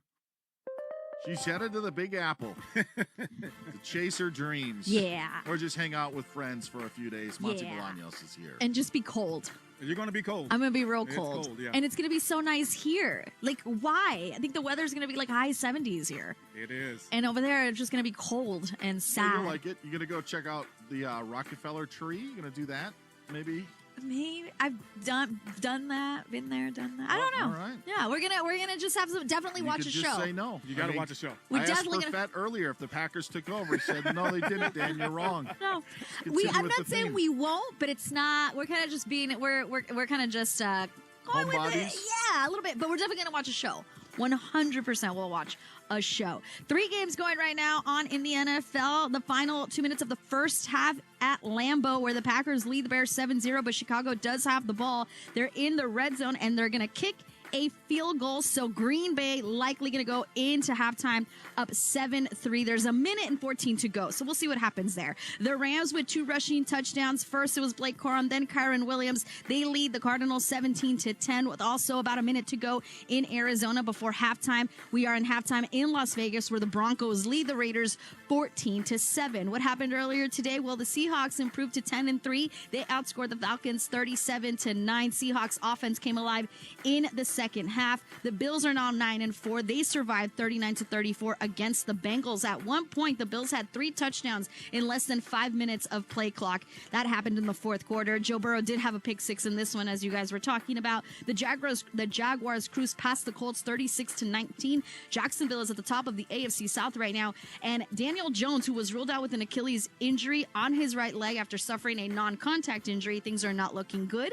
But an MRI is going to determine the extent of the injury. It's just not looking good. Steelers hung on 27-22 against the Ravens. They have sole possession of the AFC North. The Saints, they had the upset over the Buccaneers 24-20, the final score there. The Dolphins rolled past the Jets 34-10. New York did lose their quarterback, Tyrod Taylor, however he goes by in the first half. So Brady Cook had to come in to be our quarterback for New York. Vikings crushed the Commanders 31-0. Jaden Daniels also exited this game with a left elbow injury, but he was held out of precaution, is what they said after the game. But tight end Zach Ertz took a really hard hit and was carted off the field with a leg injury. That one doesn't look good. Yes, no, it was no bueno. Titans defeated the Browns 31-29. Shedeur Sanders threw for 364 yards, 3 touchdowns. He had an interception. He also had 3 carries for 29 yards and a touchdown, while Cam Ward threw for 117 yards, 2 touchdowns, and 1 interception. The Commanders, the Jets, the Falcons, and the Browns have all been eliminated from playoff contention. When it comes to college football, I'm sure you've already heard about the college football playoff that Alabama got in. Notre Dame and BYU were not put in. Notre Dame also announced that they have withdrawn their name from consideration for a bowl game following the 2025 season. Iowa State and Kansas State also notified the Big 12 Conference that they are not going to be participating in a bowl game. Back to you guys. I know this may be unsettling for some, and Carrie and I were just discussing earlier where I get why fans would sell their tickets if people are willing to pay 4 or 5 times the worth of them. I get why teams aren't playing in a bowl game. 1,000%. Like, it's not what it once was. If you're Kansas State and you're Iowa State, you have new coaches coming in. And it's not going to work out. The losses that some of these athletic departments would take hits. Now, Iowa State and Kansas State getting fined by the Big 12 because that would have been revenue for the conference. But if you're Notre Dame, what motivation is there to play in any contest after you were on the outside looking into the playoff? 0. Nothing but injury. Let's go get hurt. Yeah, injury. Right? Exactly. And, like the old adage of playing in bowl games was you got to, get the younger guys ready, the guys that didn't play a lot. You can throw some of them in there to get some snaps, to get some looks at them. But for a team like Notre Dame that I think deserves to be in that hunt for a national championship, to play in the Pop-Tart Bowl against BYU wouldn't be that exciting. Yeah, and I have no problem with Notre Dame not being in the bracket. Yeah, for sure. And it would have, first of all, it's not good TV when you already know what the bracket is. So it's great to have some drama. Like even when we have the selection show for the basketball tournament in March, there's the teams that are on the bubble. You're like, well, look, they were 19-16. They lost 4 straight in conference play. Right. Football, it's more difficult to do that. But like ultimately, the reason that I think that Notre Dame got in is the reason why Notre Dame is held to such a different standard. They want to be an independent. They want their own freedom in scheduling. And honestly, they're 2 great wins. And I understand it's a 2-point conversion against Texas A&M. That's the difference. But you didn't win that game. They got the 2-point conversion. But your 2 greatest wins are against USC and Pitt. And Notre Dame's not going to win it either. When you think about it like that way, like obviously you want to have a chance to compete at the highest level. And from the school and their complaint, 100% warranted. I get it. But they're not going to be any of those top teams. So for me, I'm like, I think that they could. You think they could win this year? Yes. I actually think that the way and the style that they play, it's just them not being in a conference, I really think hurts them. 100%. They could have look at the advantage of, and I know it didn't work for BYU, but look at the advantage it did for Alabama just to playing yesterday, being able to play in that conference championship game that they lost, and the committee saying we're not going to hold it against them. Ohio State loses by 3 to Indiana. They dropped 1 seed line. They dropped a 2 in that contest. So playing in that game, Notre Dame doesn't have that game because guess what? They're not in a conference. Yeah, for sure. And beat Miami then. It's I understand like Miami and what they went through in the ACC was not as daunting, but when you have two schools that end up playing each other, and Notre Dame plays other ACC schools. Right. Their schedules are a little bit more similar, and if one beats another and you're, to the committee's point, right next to each other in the lines, then you can make that switch. That's the thing you just hit on right there. If they weren't going to put any other ACC school in, I mean, Duke won the ACC and didn't get in. Yeah. If that was the teams that you're playing, because that's Notre Dame had to play ACC this year. They already thought the ACC was weak, so that had to be a damning thing for them. Yeah, they have a scheduling deal with the conference. They play 5 opponents each year, and this year, guess what? The 5 that they got weren't that great. And look at Texas A&M. Take a look at their SEC schedule and who they got to play and who they didn't get to play. And they didn't get a lot of top teams, and they end up losing at the end of Texas. And so there's a reason why teams get in and teams don't get in. Guess what? If Texas A&M doesn't get that 2-point conversion, they're maybe on the outside looking in, and Notre Dame is in because of that win over the Aggies. For sure. All right, we've got teams in the end zone. The Cardinals, Matthew Stafford to Puka Nacua. Extra point is good, 24-10 near the end of the first half. And Jordan Love is just throwing a touchdown pass as well for Green Bay near the end of the first half. Packers have taken a 14-3 lead on the Bears at Lambeau Field. So the Bears defense, who's that? Was that Bo Melton with the touchdown reception for Green Bay? I don't know. I hate that, though. You cannot give up a touchdown right before the half with a minute left after you just cut it to 7-3. That's a big play. So Green Bay's extra point is good. And the Packers end up, it is Bo Melton, 45 yards out, up 14-3.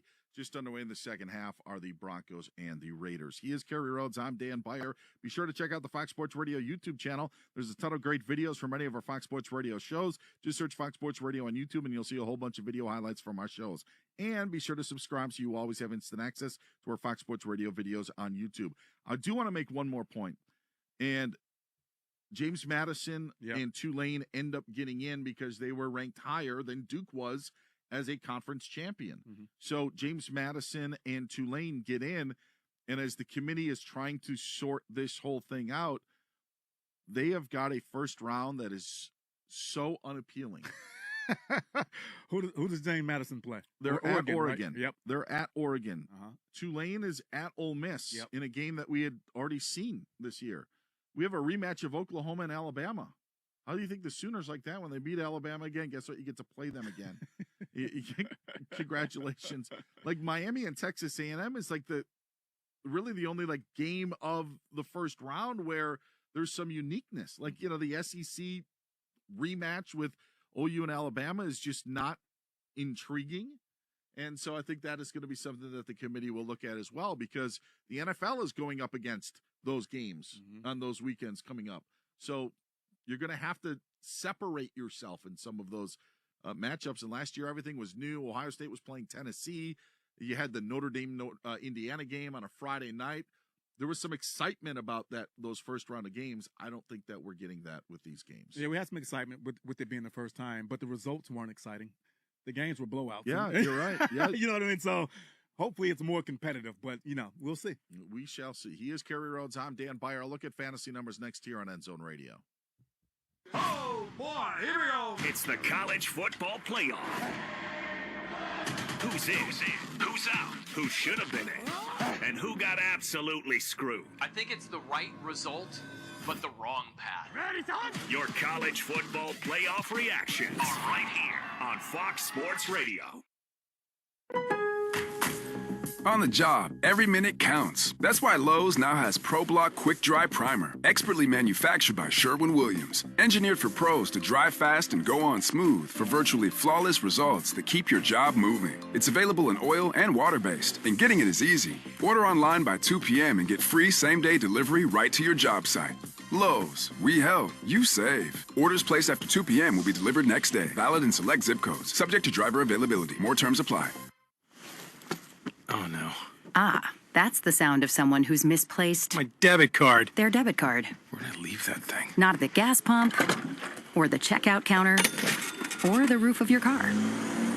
Now, if he has the Chase mobile app, he can use Card Lock. Wait, I could just lock my card. Yep, just a few tippy taps on his phone, and that sound? That's peace of mind from Chase.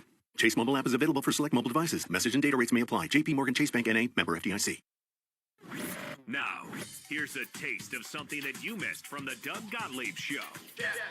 For the record, my basketball team had a 11-point lead with 2:38 to go at home in the conference opener against defending conference champion and conference tournament champion Robert Morris, and we lost.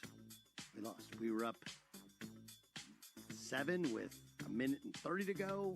Lost. And we missed a couple free throws, but 25 of 31. We turned the ball over, but only one bad turnover. And it was one of those series of things that all of a sudden go wrong. It stings worse than you can imagine. But in case you're wondering, the story of the day is that I threw a chair. Now, I'd like to say that I played for John McLeod at Notre Dame. He was a big chair tucker-inner guy. Notre Dame, we tuck in those chairs. Notre Dame, we can't be immature. So, I was just trying to put away the chair. I was just putting away the chair that was left sort of in the door that leads upstairs to our locker room at the Crest Event Center. But obviously it's frustration that you have to hold in. You can't tell your players to keep their cool when, granted, it was after the game, granted, it was off the court, and it was tucked in kind of vomitorium area. Still, it's within sight of a camera to where they get you doing it, and it becomes bigger than the actual story, which is, hey, we got a pretty good team. We've been playing really good basketball, and we frankly choked. It's really what happened. And everybody owns it, myself included. And got to be better. To get the rest of what Doug said, podcast it by searching The Doug Gottlieb Show. And as always, you can hear The Doug Gottlieb Show weekdays at 3 Eastern, noon Pacific, right here on Fox Sports Radio. Right now, the Dan Patrick Show. Dan Patrick. We don't need him.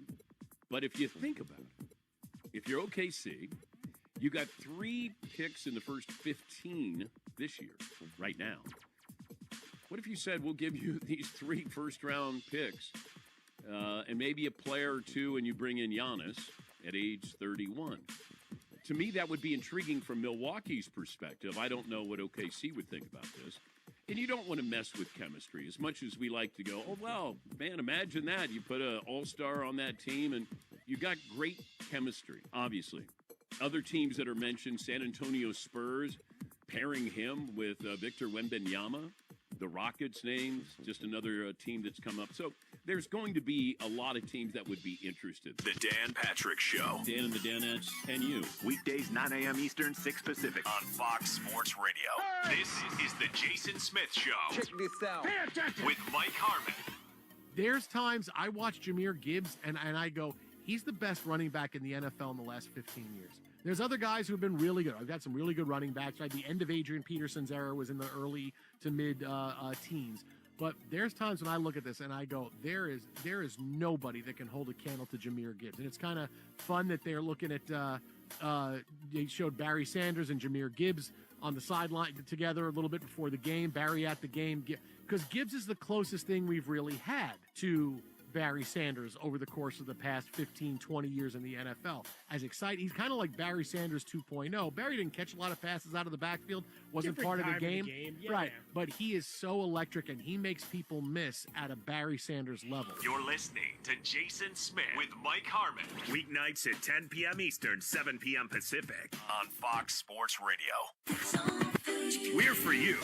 We're here for you. I can't let this audience down. That's why we're giving back. Which makes Fox Sports Radio really fun. Keep this in mind. We're giving you the best sports and entertainment on your platform. Right, because that's how we operate. And you know what? It's about the consistency. Every day. That's the truth. Whether it's through your speakers, podcast, or social, we're giving back on Fox Sports Radio. 1. FS1. To find FS1 on your television, go to foxsports.com for details. FS1. Go to foxsports.com for details. Hey, chingity ching. It's Dominic the Dunk. Rams at Cardinals. Here's another shotgun snap.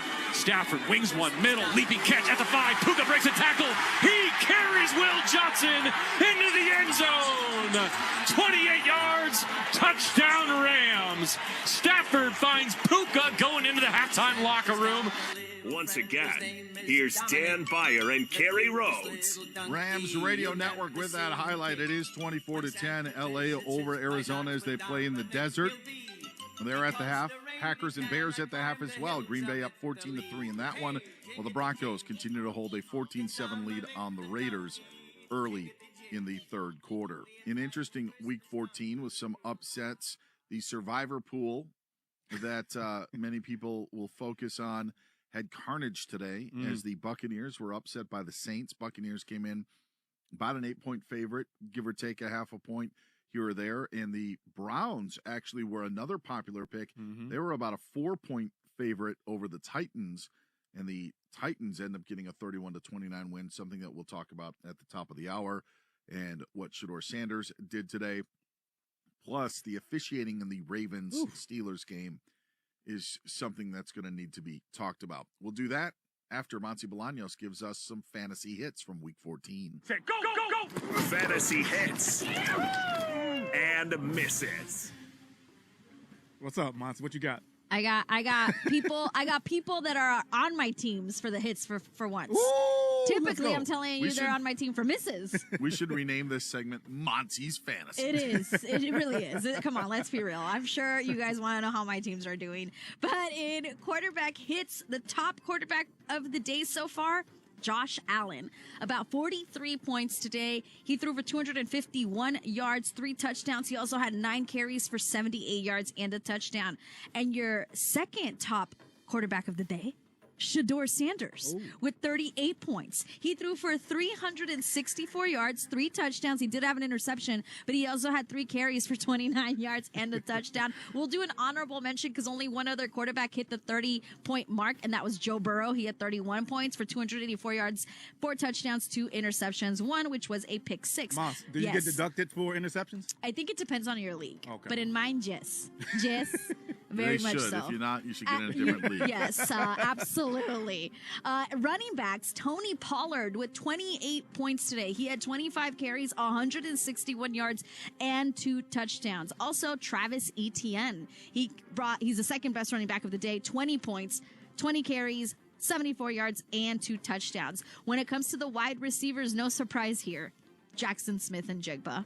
Top wide receiver of the day. 28 points, 7 catches, 92 yards, and 2 touchdowns. And also, not surprising, even though he went out of the game for a hot second, thought he was going to be ruled out, T. Higgins. He came back in the game, ended with 27 points. He had 6 catches for 92 yards and 2 touchdowns. Those are just some of your fantasy hits so far for today. Should be noted, Devon Achane was on his way to having a big game, and then he left with a rib injury.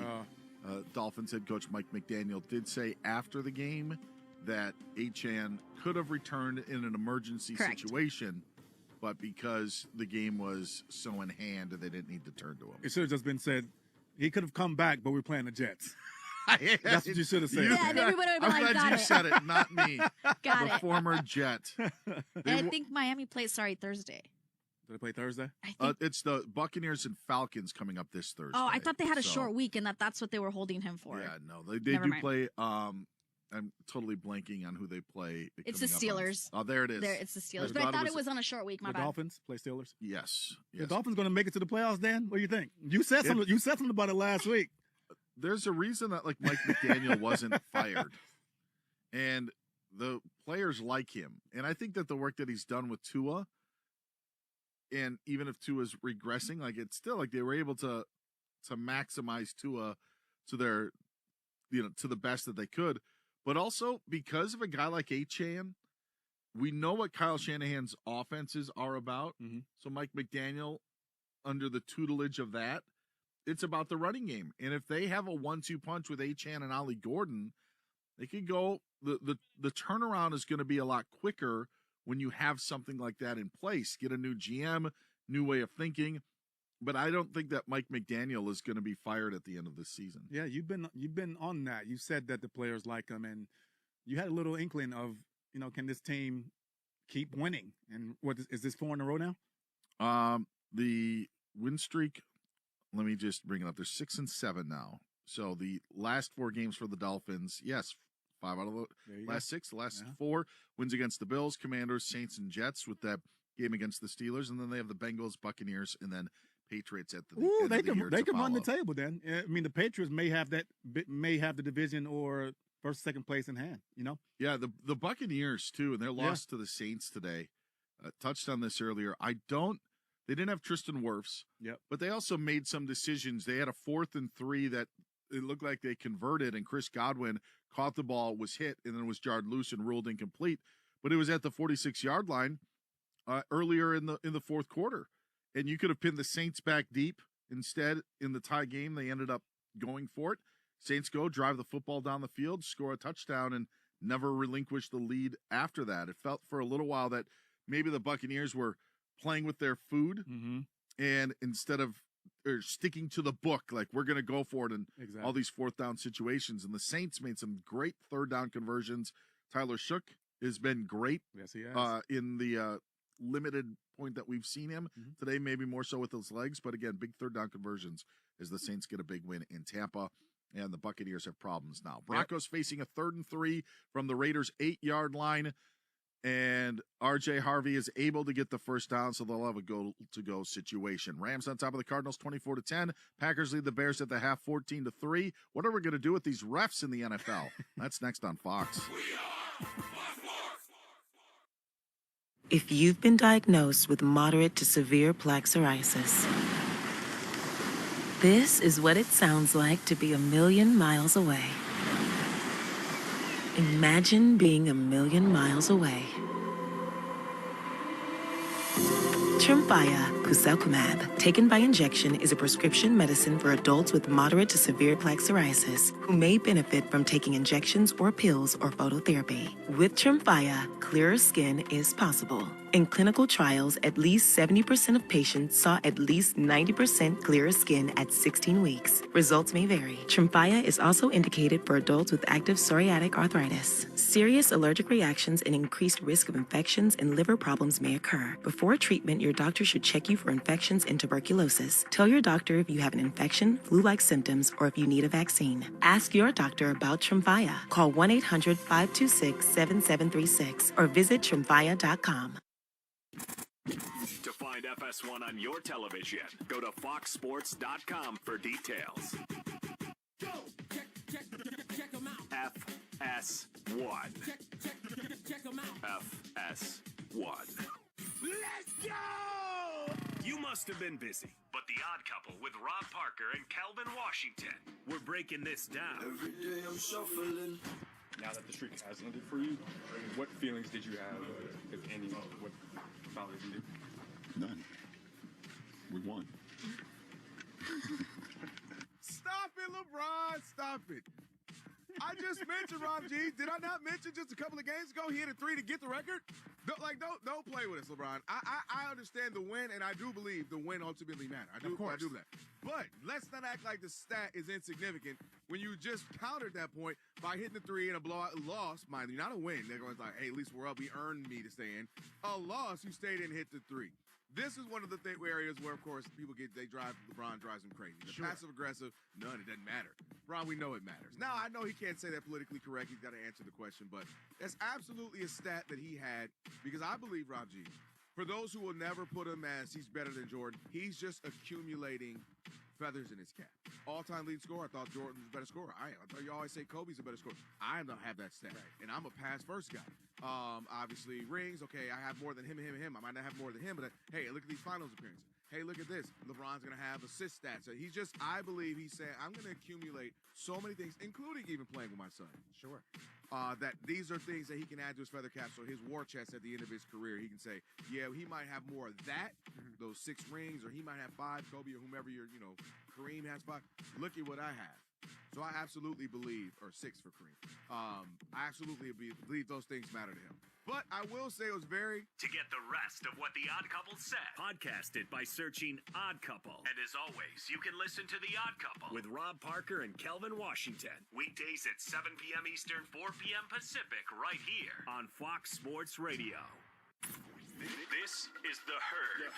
You got to be consistent. With Colin Cowherd. Mike check. People are basically saying what Denver is doing is not sustainable. You can't keep winning in the fourth quarter like Denver's doing. And I would say, no, that's absolutely sustainable. What's not sustainable is when the Patriots went 10 years without winning a Super Bowl, and those Randy Moss years when you're scoring 50 and winning by 3 touchdowns. They didn't win a Super Bowl that year. Every other Super Bowl Belichick and Brady were in New England, all but one were one-possession games.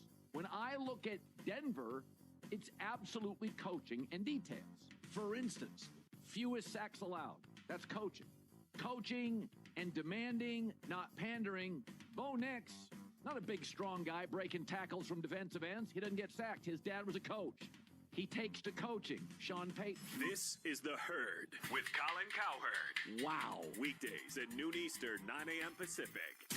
It's Jason Smith. Oh, you're that bloke on the radio. It's Mike Harmon. Ta-da! I'm kind of a big deal. And they talk sports. The one person that this playoff is not fun for is my wife. Amongst other things. I had an incredibly long dream about Jerry Jones last night. Really? Did I mention they're best friends? You're hateful, and I'm positive. It's the Jason Smith Show with Mike Harmon. Bang. Weeknights at 10 p.m. Eastern, 7 p.m. Pacific on Fox Sports Radio. FS1. Call your friends and ask how they doing. To find FS1 on your television, go to foxsports.com for details. Boom. Trust your eyes. FS1.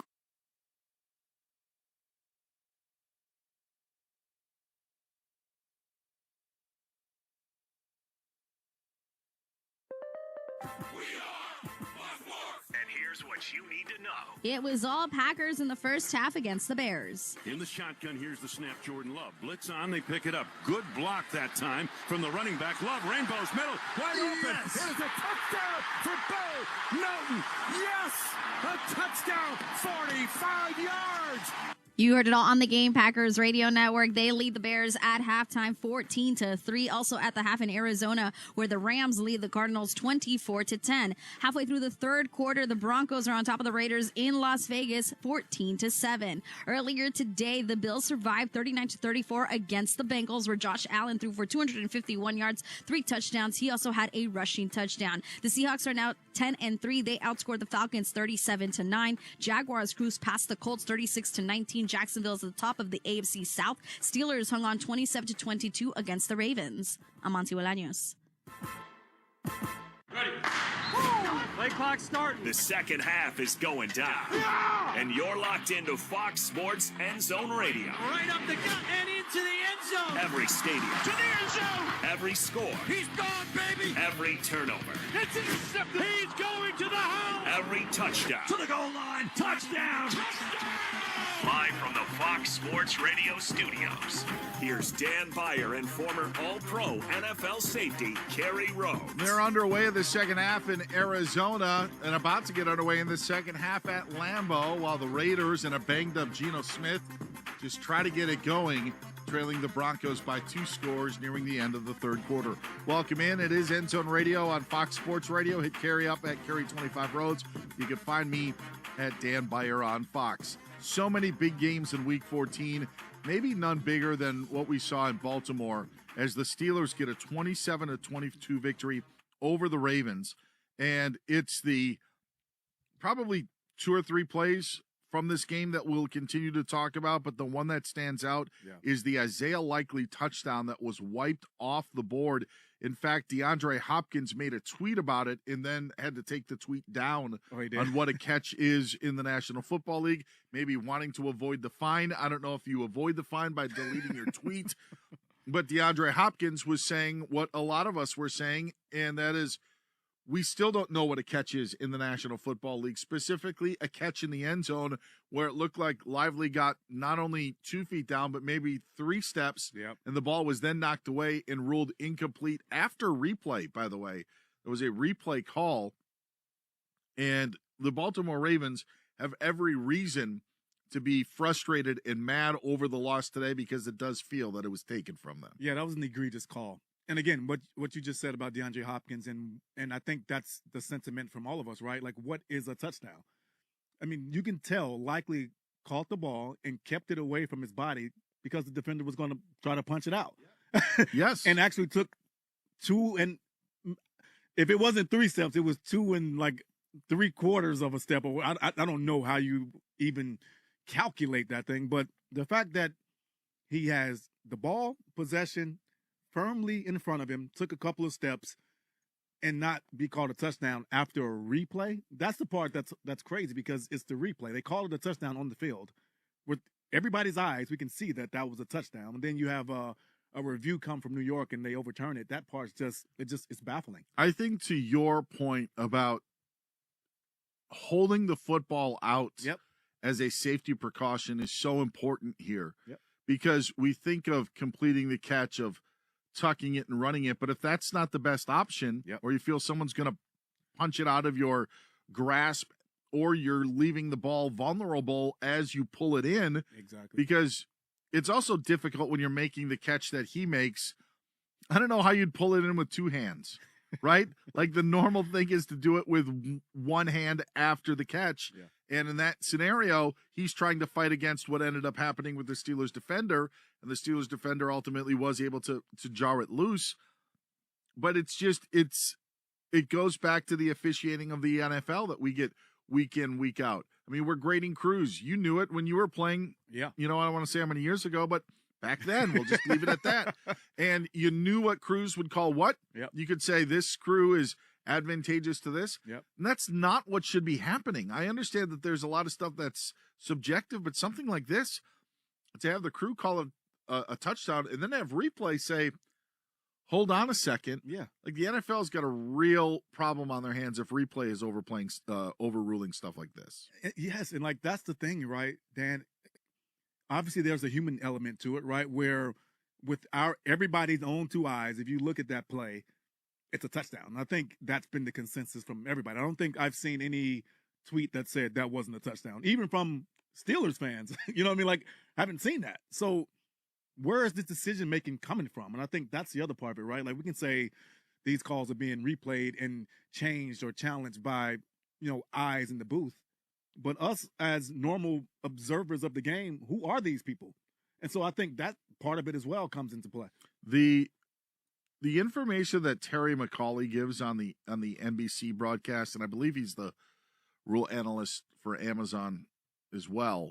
But I've heard recently Terry McCauley just basically coming out saying like that call is wrong, or that implementation of the rule is wrong. Right. And if the replay official is going to overturn this, then there's no checks and balance of this. And like the point that I make is it's